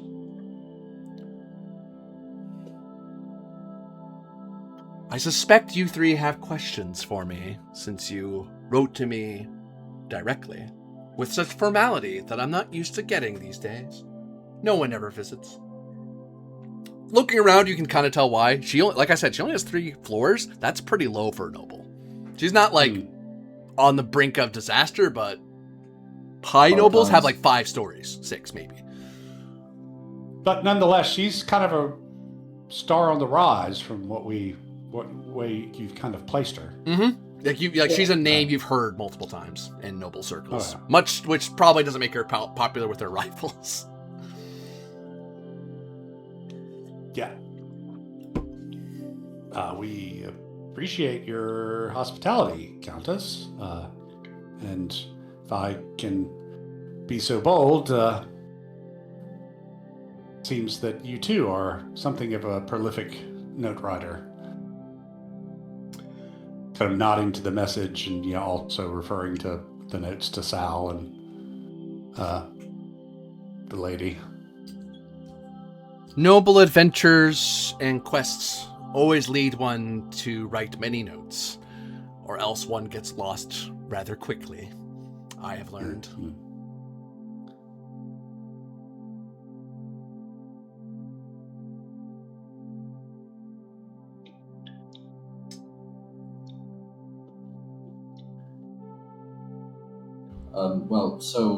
Sorry, Mum, but like you've said yourself, we've received a note. We're here at the Grove, and despite your best, hopefully good intentions, I met with Raywald. Giovanni's head, he kind of gives Sal side eye. It's like, you didn't tell me you met a demon. No, not him. I'll catch your side eye. Not the Raywald, but his agents. Well, one can light a flare and throw it as high in the sky, and even ensorcel it to go off like fireworks, but sometimes the cavalry charges anyway, as light brigades are wont to do. My apologies, Mom. I'm a very stubborn thing. Giovanni kind of snorts a little bit with laughter. By the way, was there any sort of well or pool or anything in this garden? You see a large bird bath that is serene and still. Okay. I should be able to tell if there's any hint of sorcery around it, I think. Does my second sight show anything? Second sight does indeed show that sorcery, that water is ensorcelled. Very good. I will give. I'll try to give a significant look at the pool and meet Giovanni's eyes about it. And I'll note as well, Amelia, that the glow of the water is the same glow you see around Seraphina. For she is either a sorcerer or she herself is ensorcelled. But it matches the same energy as the water. And she meets your eyes, and for a second, you recognize someone else with the second sight. She looks you dead on. She's doing the same thing, because second sight, you kind of stare at people for a half beat, which can be rather unnerving. That's why Inquisitors look scary as hell. Luckily, those Inquisitors weren't your enemies. They would have second sighted you and guessed that you may have second sight or not, but you'd have to second sight them back. Like, you didn't, if you wouldn't stare. Actually, they probably did second sight you, and then you just didn't second sight them, because that gives you away. Yeah. Because you stare unblinking at things when you do that. Yeah, and I wouldn't do that in front of Inquisition because I don't want to get caught. Unless you want to have a new job, I guess. So. All right. Yeah, I need to get myself a lot more favor with higher ups in the city before I risk revealing my abilities in front of the Inquisition, because I'd want to have enough sponsorship to keep myself out of there. Yeah. Oh, what mine does is I can see the scars and eversync left by past corruption spins and identify faint signatures from other sorcerers where corruption has occurred. Corruption has occurred here, yes. You can see it. It's externally occurred to this space. It looks off, otherworldly even. And that I kind of hinted at that at the beginning, but you can feel it sorceress-wise. Right. Okay, so I mean, because in this game, in theory anyway, any kind of sorcery is based in corruption. Yep. All sorcery is corrupted. Yep. Yeah. Even unless it goes in. I will say unto you. Yeah, no, they did 100%. I was trying to see, because you would kind of get a sorcery circle sphere. My brain isn't connecting the dots. Water is probably the correct one here. That's why I'm thinking. Water, I'm right. There's sorcery of water present. That's why this area seems has this unnatural air to it. Oh, I was looking up how bad corruption gets. That's okay. But anyway, continue on. I'll fill you in once I find more. No, fair enough.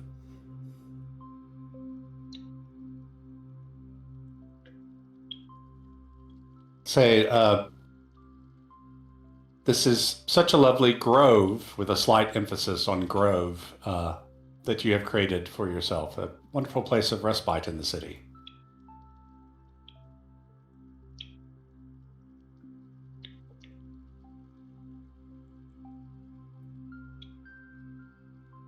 What little respite happens in the light of Denari is a welcome one at times, I think.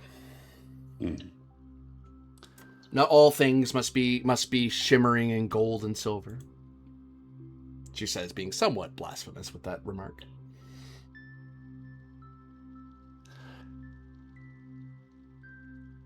So, Countessa, you will forgive me. I am operating in company that I'm remarkably unused to, despite my family's past grandeurs for certain values of grandeurs. Interested powers in the city have asked us to look into the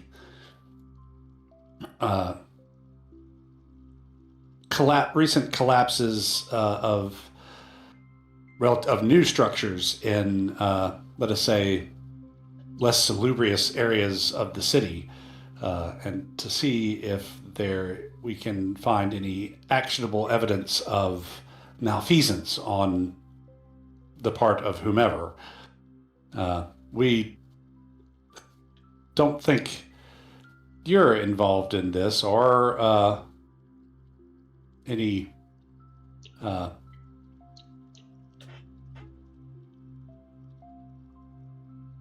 And I'll say in Ruathan, or, nor do I believe that any of your fellow travelers are involved in this either. And then switch back to the common tongue. In Rudathan, she replies back, "Your friend in armor, is she a soldier of darkness?" I kind of chuckle and say quite the opposite, I think. And in Coinish, she says, at Amalia,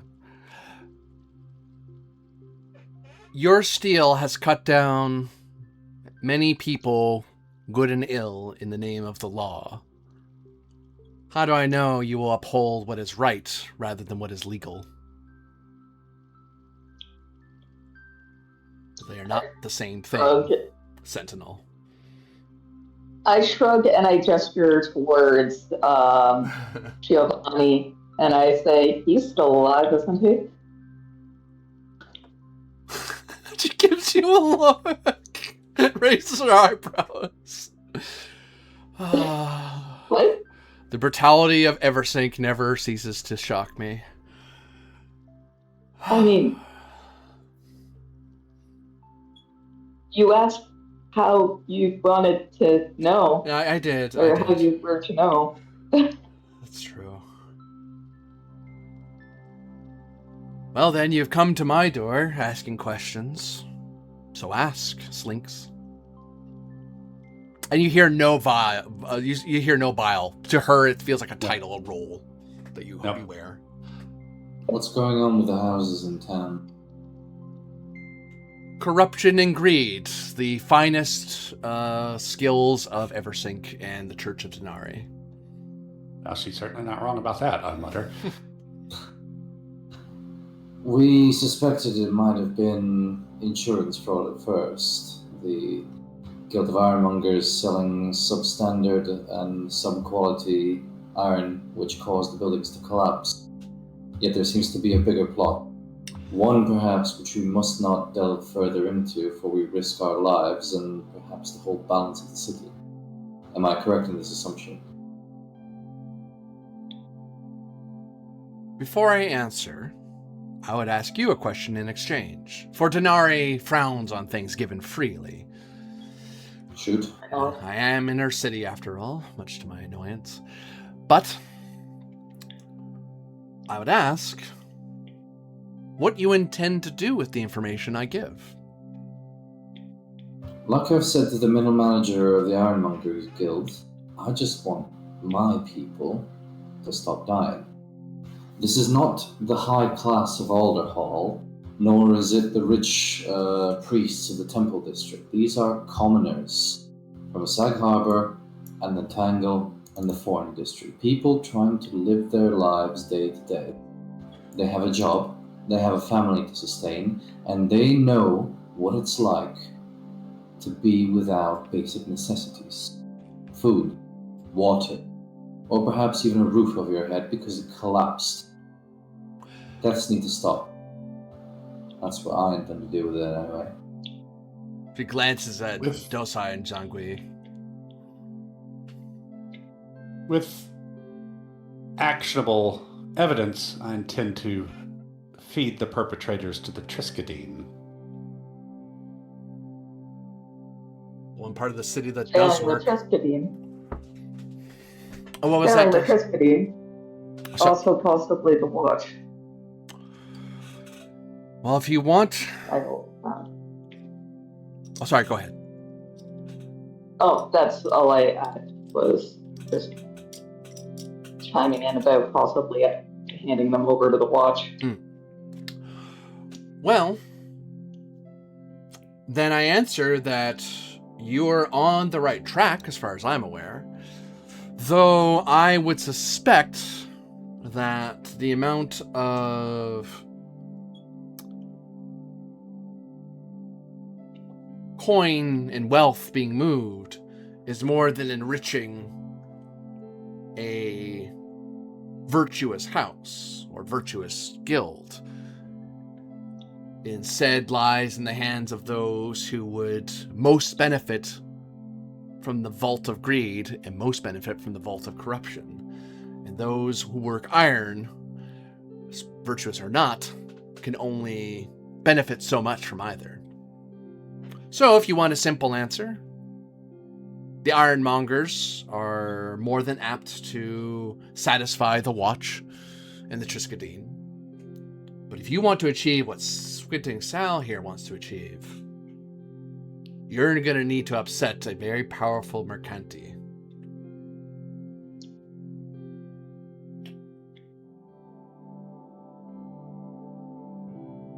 And make enemies of certain members of the ancient nobility. But one follows the other. The second I can offer as a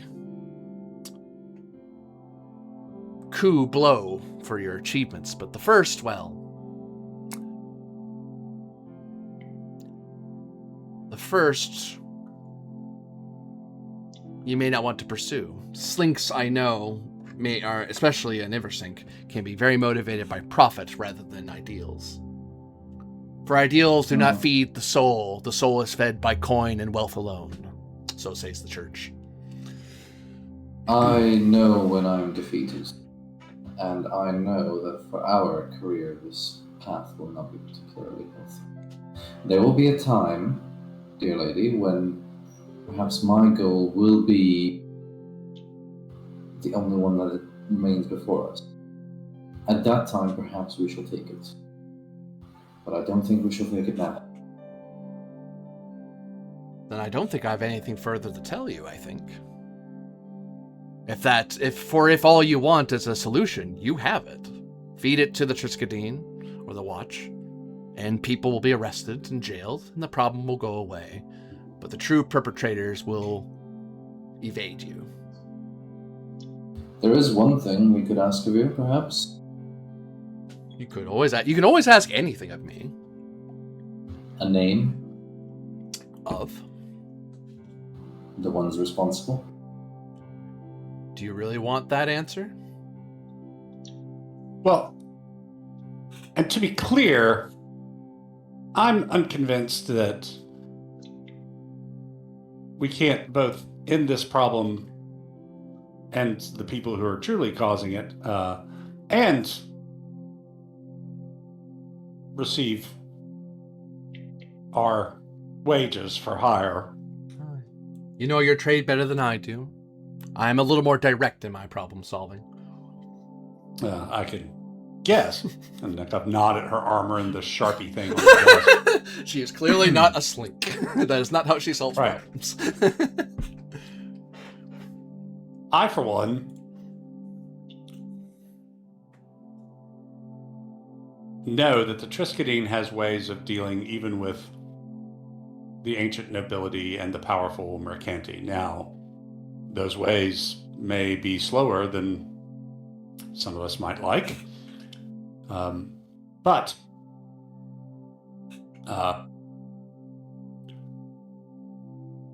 at the end of things, I know well I'm doomed.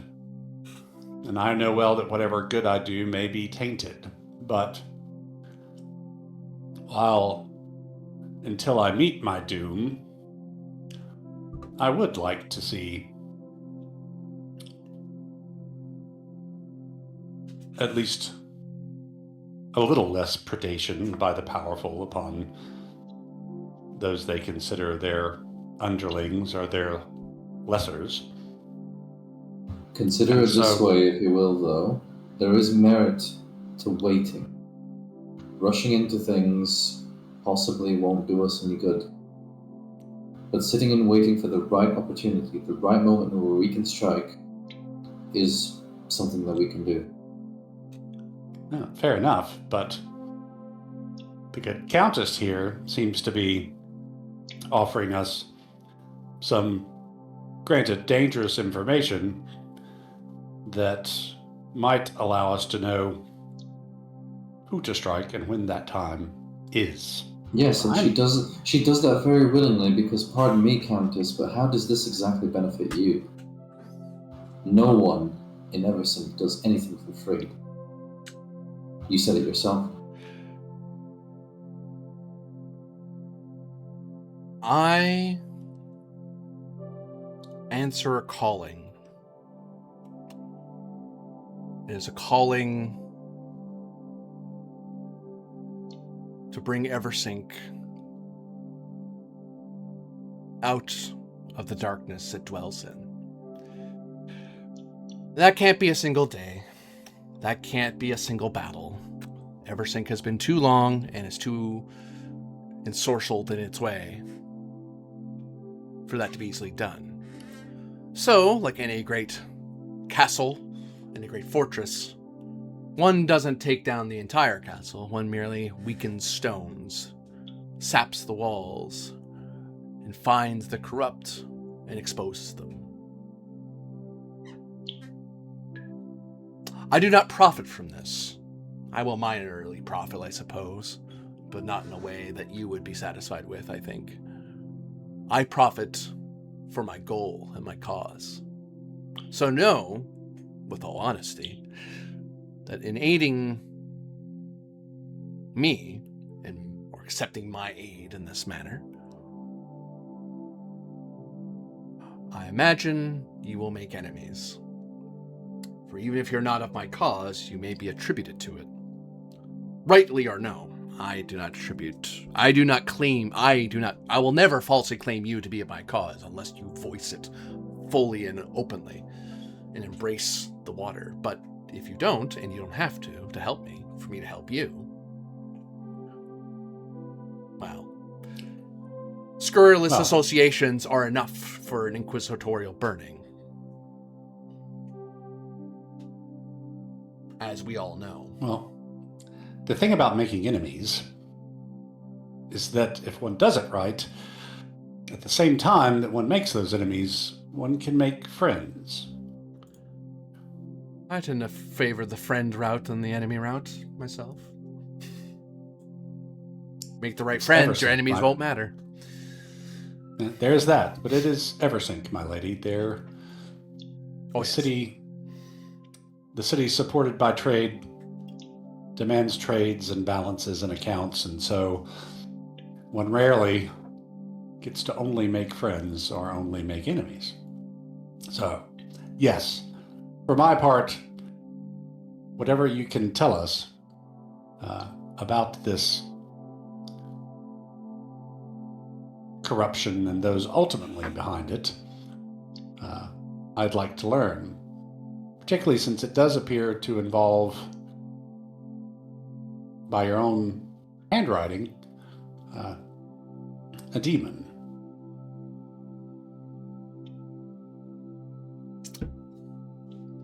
And you, Sentinel, do you wish to hear this, or do you rather stay ignorant of the truth? I will say my business is one of truth. Knowing more gives me more pieces to play with, even if knowing can sometimes come at a cost. There are 3 names to keep in mind. Carlos de Francisco, Zanetto Giorgetti, and Paoletta Floriano. They are the masterminds here.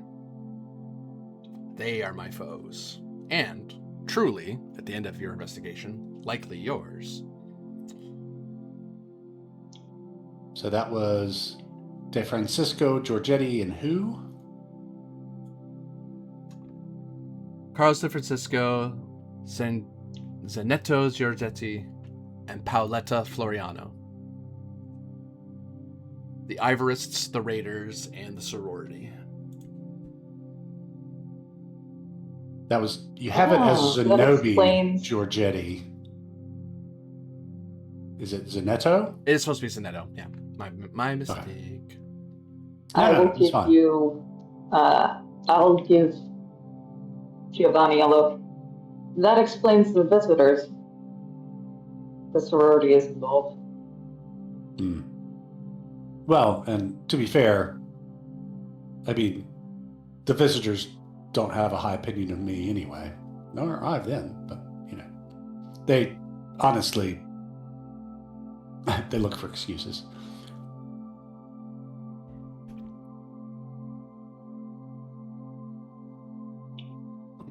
Okay, where was her name?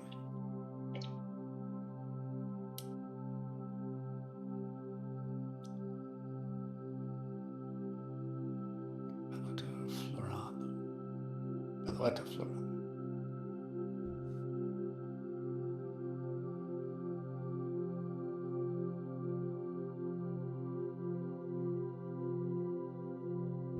Well,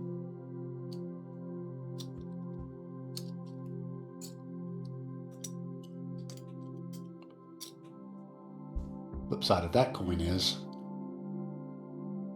if she hasn't twigged on me yet, I can use my acquaintance to our advantage, particularly.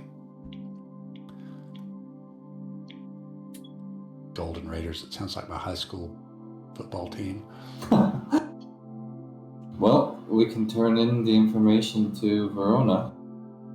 Get paid. Oh, sorry, Golden Raiders. Why did I write down Golden Company? I mixed up two names. There we go. Golden Company's from Game of Thrones, aren't they? Probably. Know, however, that for all this, I cannot openly testify or affirm that you spoke with me, other than to say you visited my garden. You understand that my associations do not benefit from Triskelion or watch entanglements. No, fair enough.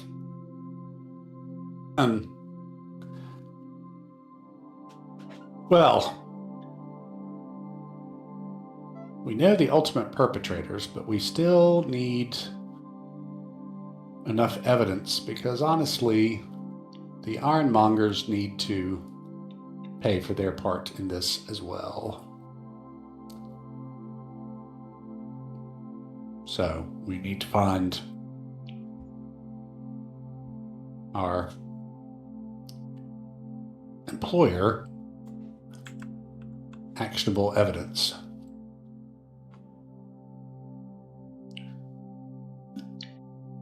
And those, Carlos and Zanetto, were also in the ledger, correct? Yeah. Yep. Or no, you remembered those names from books in the warehouse. I don't think they were actually. Yeah, all sorts of names like those popped up. Yeah. Yeah, but they weren't actually in the ledger? No. Am I right, GM? Correct. Okay. But that is mentioning a buying from the Grand Kingdom of Capria. So they're already kind of on the edges of legality there. Okay, so we don't have quite enough yet to bust anybody. But we have more information. Am I right, GM? Or actually... You would have... There's two ways you could possibly... You have a dull dagger of truth at the moment. You could insinuate deeply to Triskelion to get them to go somewhere. You'd have to... With what you have, you'd have to do rolls to get Verona to bite and think it's enough. Right. You don't have anything. You don't have enough to make her automatically go for it. Like, no test, she'll go, yep, you achieved the objective. But if you throw her the VOI, you don't even have enough for VOI unchallenged. They're the easier sell. Right. If you throw out big mercantile names at her and say they're connected and you won't say why, that's a much higher roll, but you could get away with it. But you'd have to sway. You'd have to really argue her around to it. Like, it would turn into a morale battle of trying to get her to take the bait. Actually, no, it wouldn't be a morale battle. It'd just be a flat roll. But it's like, unless you're intimidating. But even then, yeah. So you don't have smoking guns, but you have enough that you could make a test to get her to buy you. That said, you could theoretically try to sell this information to somebody else. Right. So theoretically, either way, we'd have to do some rolls, but it would be easier to feed the VOI at this point, and the others would be higher, tougher rolls. to tie them into it, because if you're because you now understand that the VOI is the front. There's a patsy for this. Okay. So in what and what of keep wanting to call it Renfinks, but it's not. What of Rewald? What do you know of its involvement and its connections? The to daemon these people. The daemon of physical transformation and power is one who benefits from the gathering of power and the empowerment of those who follow. And though some, as I pursue my cause, others pursue coin, and others pursue power. So, my understanding is that Floriano and her sisterhood would see a rise in influence in Ironcross and indeed connections deep in the Mercanti. And perhaps enrichment of knowledge, or perhaps consulting attachment to the Grand Kingdom's expedition and their quest. Well, their conquering attempt, anyway.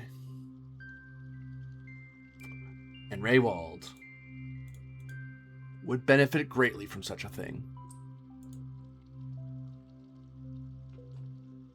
If I were doom and gloom, I would suggest some sort of attempt at freedom, but I don't know where he actually dwells. I only know his power reaches like all Davens do.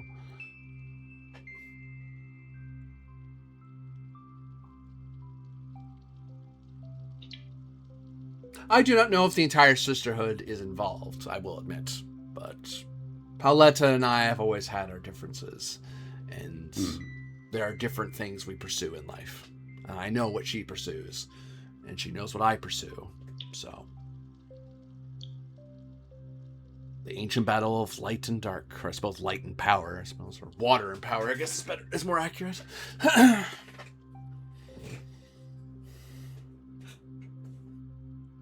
If a bit reductive.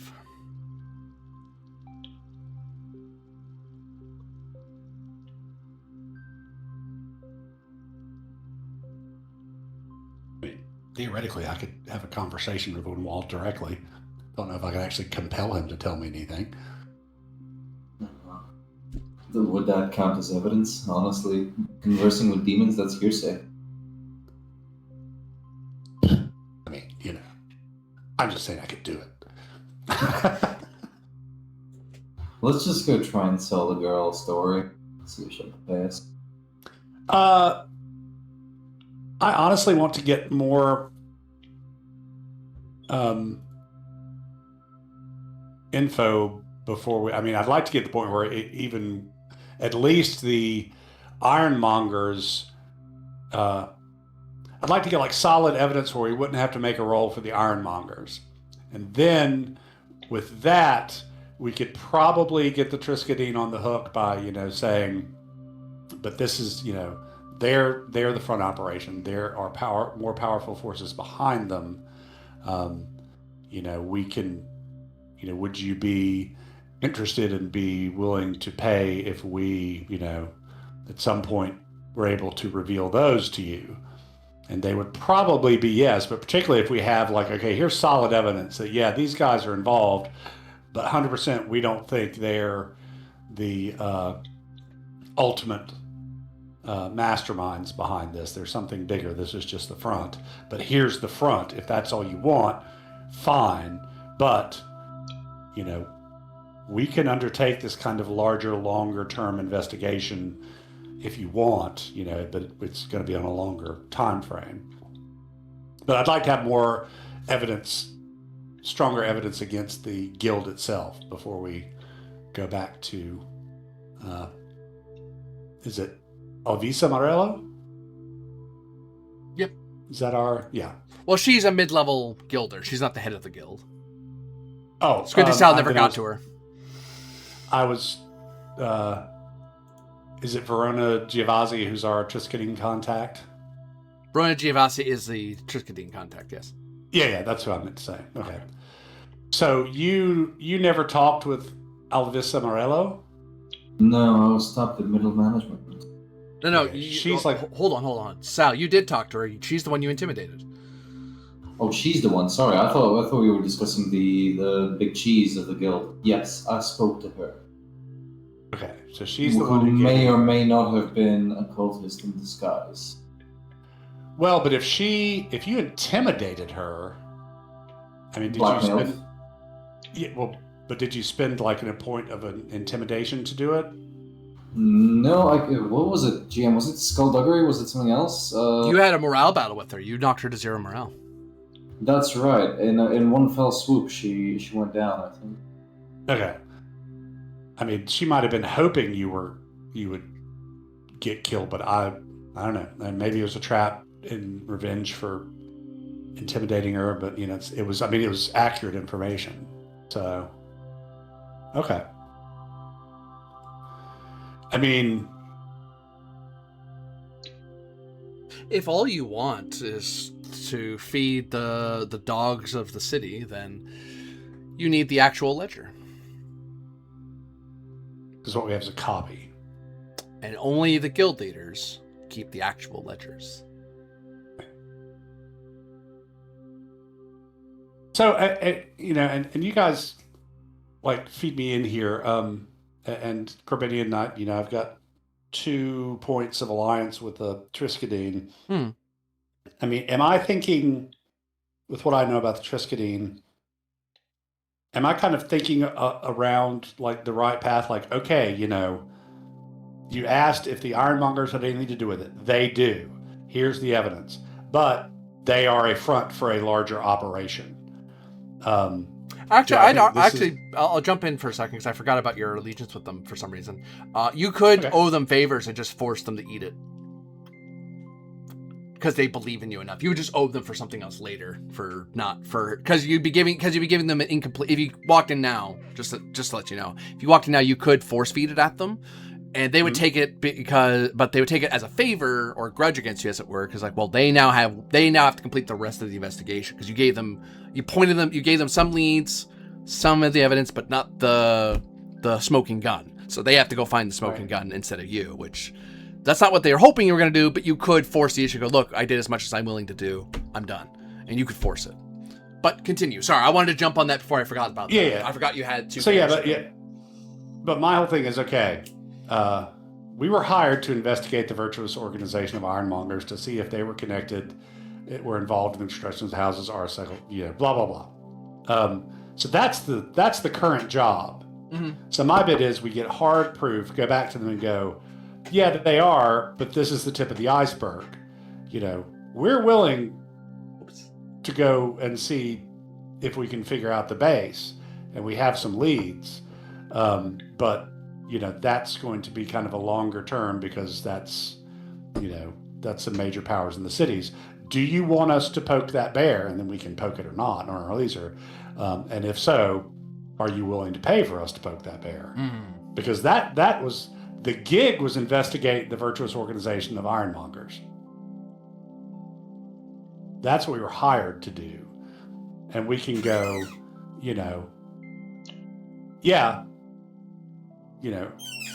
they are the last step / cover operation for this, and they are involved, but they are not the people who are really pulling the strings. I mean, am I reading that right? Like, we've done what you've asked us to do. We found out they are involved, but that's not it. Do you want us to go ahead? You're going to pay us for this, and then we'll go ahead and start working on the bigger issue? Or am I reading that wrong? Sounds like a nice read to me. Okay. Because I'm looking at the notes, and it's literally, they wanted us to investigate the Ironmongers. So I say we go back to them and go, we've done what you've asked. The Ironmongers are involved, but let me tell you, they are not where this ends. They're the front and the kind of, the street level dealer where, do you want the big guys? Take what we have on these guys and hopefully by that point we'll have actual like hardcore evidence, and you can take them down if you want, or you can put this in your back pocket and hire us to try and take down the larger issue. See, my idea is we get the 15 wealth for doing what they hired us to do, and then we go, but there's more, but that's, you didn't hire us to do beyond this, by my understanding.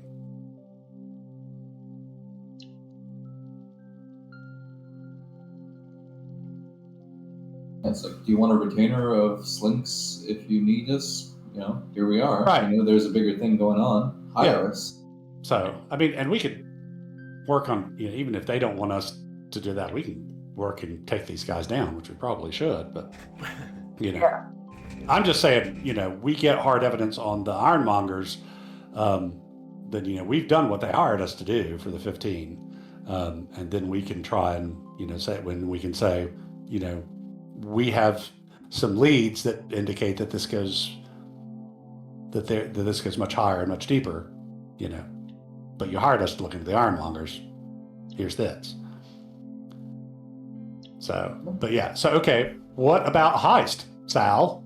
I love a good heist, you know that.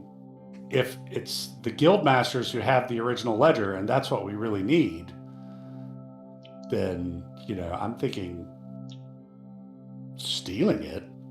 That's probably the best way. In character, absolutely. In character, absolutely. Out of character, I have 0 fucking points in anything, dude. Like, I am tapped out. I am genuinely tapped out. Like, I got none.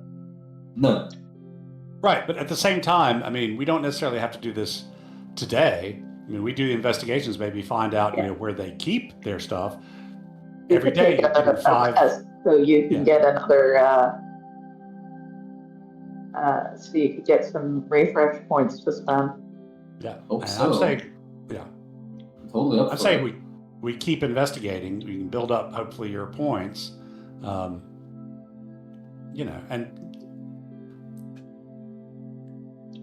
there are ways that I can help you. I have no doubt of that. It's just who is going to get hurt by that. It just depends on how deep into the darkness you want to step. Christ, I don't. I'm okay. No, seriously, I could probably move you through shadows. That's what I'm saying. No, please, God. No, I'm fine with this. I think we can have a few days rest to plan out the heist. Yep. Yes. Get it done. That sounds like a good idea. Ocean's 13, Yep. Yeah. Also or Ocean's bad. 11 before they became 13. There you go. Yeah. Well then, I hope I was of some assistance to you, and I hope in the future you will find peace. If not in the grove or in a garden, you'll find peace in your lives and light in your hearts. Okay. Ma'am, one last thing before we go. Could you... This might sound wrong. Could you please stop sending water to people? Stop sending what? Water. Oh. Water, Helen. Water. I know you mean well, but people cannot get over their problems if they're if they're feeding themselves on psychedelic water. There are three ways. There are 3 ways one lives in Eversink. By coin, by leaving, and I hope to offer a third. I will not refuse people the path of water.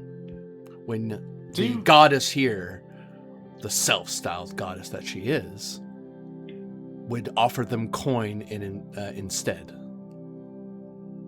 You think they're any better slaving away for this city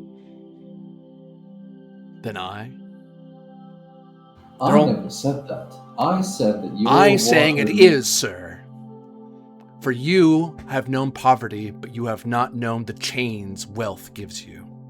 You do not know what it is to live with the church sniffing at your every purchase, wanting you to never do good, but always to spend. And if you do good, you better damn well profit from it. I turn away the water, they must make money. And if they make money, they will have to do, as you might think, whatever it takes. And sometimes that leads them to lose an eye, to burn down a home, to thieve, to murder, or sorcerer's powers. So no, sir, I will not do that. I will not abandon my cause if it makes you feel better. No, it doesn't Speaking really. Of the water, however, what can it do?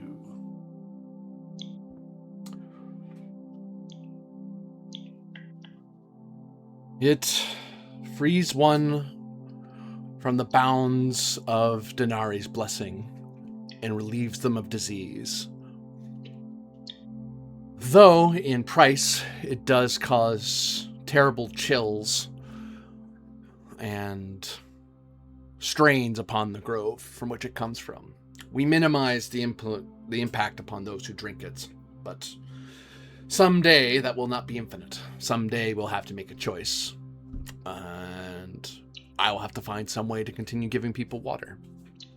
As I said, I'm all too familiar with the ultimate endings of some of the things. The curse of the serpentine. And I kind of nod at her. But, so, disease. And what about physical wounds, physical ailments, the exhaustion of one's inner resources? That would require the alchemic transformation that would rise it to the level of an elixir or panacea, but it's doable. But we don't hand that out simply because it costs. Most don't need that level of assistance, really. But in an emergency, we could concoct such a thing without having to increase our connection to sorcery. I give another side eye to Sal and go, good to know. Yes, good indeed. And what recompense do you generally ask for such an elixir? To undertake a quest on behalf of our church. Well, our order. For there is not enough of us to really be a church, I'll be honest. I mean, I'm just saying, Sal. This is what Giovanni says. No, just no. I will point out as well, mechanically speaking, as much as she was being very forceful, if you want to engage with a social battle with her and try to drop her morale down to force the issue, you can. I'm clearly just highlighting that is not something she'll just do. You would need to really bend her ear on that to reverse on herself. You see, I would, but I'm feeling a little bit demoralized. Well, that's kind of why I was, I'm trying. My bit was trying to see, well, maybe there's a quick way to get Sal back up to full, Hey, just owe her order a favor, that's all. No. I mean, dude, Ansley, Ansley, you may not realize this, but this woman is just as evil as everyone else is. No, I totally realize it. I'm a sorcerer. I know exactly what sorcery ends up. I'm just saying, you hang out with a scary demonologist who feels comfortable with shadows. I mean... Yeah, he's such a sweetheart. I mean, come on. Yeah, I mean, let's not be too hasty when, those 6 points of 6 HPs came from a very dark place. I'll be fine. Let's get out of here, please. Let's get out of here. So you all quit the house of Rona for now? At once. Double time. I'll let them head to the docks and kind of linger for a second and tell the Countess I would not be opposed to undertaking a quest or owing the order a favor. In exchange for what?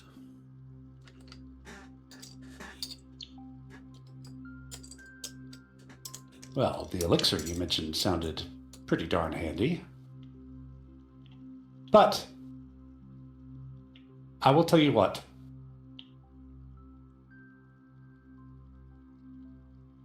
I'm willing to put a favor for the order on the books.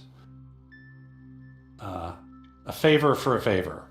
If I, in a point of extremis or need, might call upon you, then the groves could call upon me. Be certain, though, that the waters I swim in are neither as clear nor as scintillating as those you offer. But they do have their uses, and occasionally one must imbibe the bitter to get to the sweet. I know your family. I know your lineage. And though yours is a darker star than mine, it is still a star that once led this city to greatness. However, you are not your ancestors, and I am not mine. I help because we fight the same thing, for now. And in your company, you have someone who has aided the law more than what was right. So, and you have someone who seems to be a little too attached to common ends and ignorant of larger matters. So, I'd rather have a direct task or favor rather than an open invitation until such time that you and I can actually consider each other friends. For now, we simply seem to be traveling the same river and fighting the same monsters.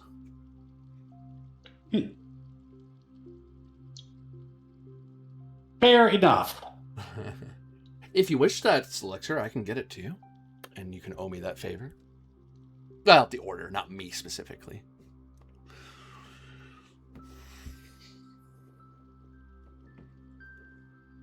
Well, Owing me a favor specifically would take you far from Eversink, I think. I do not believe that is in your interest currently. fair enough. Not yet, anyway. But then let me ask you to tell me true. Insofar as you know, in any way, what is the ultimate goal of your order? To liberate Eversink. From? The goddess that traps it with coin. There we are. To be fair, there are lots of things that the city could be liberated from, as you and I both know. Is she telling the truth? Liar's tell. I don't have any points. Yeah, I don't have any points left, but I do have it. She holds that dearly. That if anything, you feel as if that's one of her what is best in life moments. That is something central to who she is. What is best in life? What is best in life? The destruction of the false goddess Denari. Ooh. Okay. Yeah, I'll make that deal. Yes, the potion of the healing waters would, I think, come in very handy in my line of work. She gestures with her chin, and right at your elbow is a servant, the old servant there with the potion on a tray. Right. Just sort of there, like I smile and kind of with my little smirk and nod, and take it. So, that under gear? Yep. You have Potion of healing water or something? Sorceress Elixir. Elixir. I don't know how to spell. There we go. That's not even sorceress correctly, but you know what I mean. Right. Okay. I'll know what you mean when you say elixir, because I know exactly what that's supposed to do. Sorcerer elixir of sacred water. And you'll notice that it is it's almost ice blue and it glows. Ooh. But it flows like water. In a bulbous, like a round bottomed, very almost art piecey sort of drinking vessel. Like it's meant to be tied off. It's meant to be secured in a bag and bump around with stuff, or tied on a belt so you can quickly snap it off and make someone drink it, or drink it yourself. So pretty sure I've got the one favor owed to the One Sacro grudge Ordine. is the mechanical thing. Favor is something they owe you. Oh. Grudge is something you owe them, and they call on it. Is the downside of it. Favors you get to call when it happens. Grudge they get to call when it happens. Okay.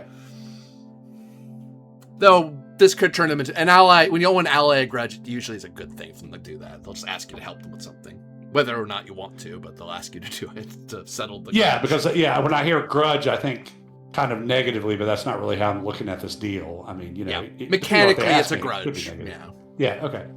So grudge to them, one of those. Okay, and then I've got the Sorcerer's Elixir of Sacred Water. Let me make that in the notes. Oops, sorry. You stay behind. She goes. No. But at the same time, before I leave, I would not mind meeting and talking again, so that a friendship might develop. People like me, and perhaps people like you, always need friends. Perhaps learn a bit more of charm or nobility, and perhaps we'll have a conversation. Until then, I believe our interactions will be rather transactional. I kind of throw up my hands, once again, hoist on my lack of social graces. Well, The fate of the sanguine, it seems. She mutters under her breath. I take out my flask and screw it, take a good hit and put it back and go, "Pa for now."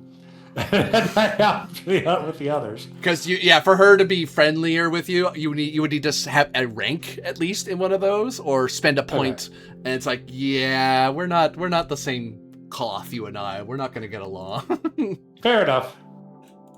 But yeah, that is where we'll stop there.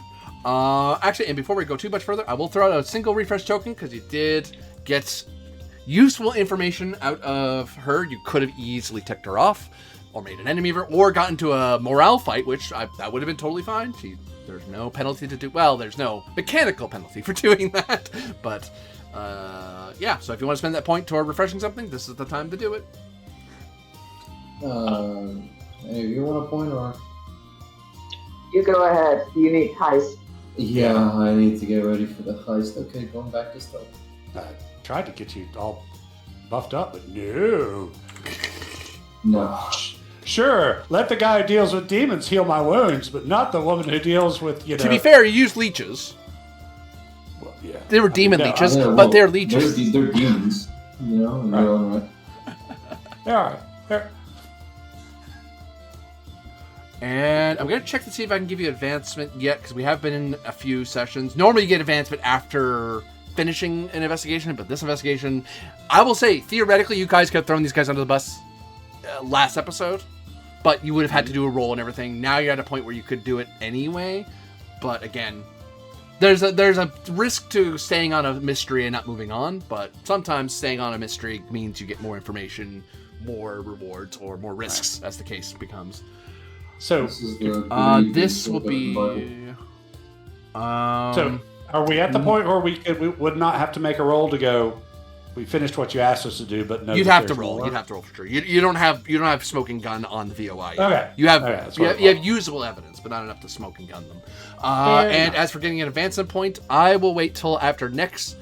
Whether or not you finish the mystery, you will get one advancement point next time. Because really, our first session, if you will, was session 0. We only did a tiny bit. This is actually this will be our second actual mystery session.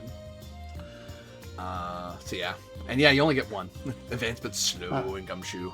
Oh, not terrible. So you can do a fair amount with one, and then you can do a lot more with 3. There are other things you can get more than one. It just depends on some stuff. It looked like, if I'm remembering what I read right. But for now, 1 is the base. For now, everyone watching out there, thank you very much for watching. For those of you playing, thank you very much for playing. And we'll see you again next time. Bye. Bye. Okay, and today's notes are in the things we note. Because I am a good note-taking player who deserves more than one advancement point. So I'm getting lip from one way, I'm getting lip from another one, and the other one's just being nice and being a nice little warrior and sentinel, beating up the bad guys. No complicated story with that one. She just let me hit a person. Who's the bad guy? Let me hit him. The other two. No. I want to make googly eyes and spout ideals at people. Okay, fine. Instead of want to make googly eyes, this is the city. You got to make, part of this game is the way I read it is you got to make deals in politics and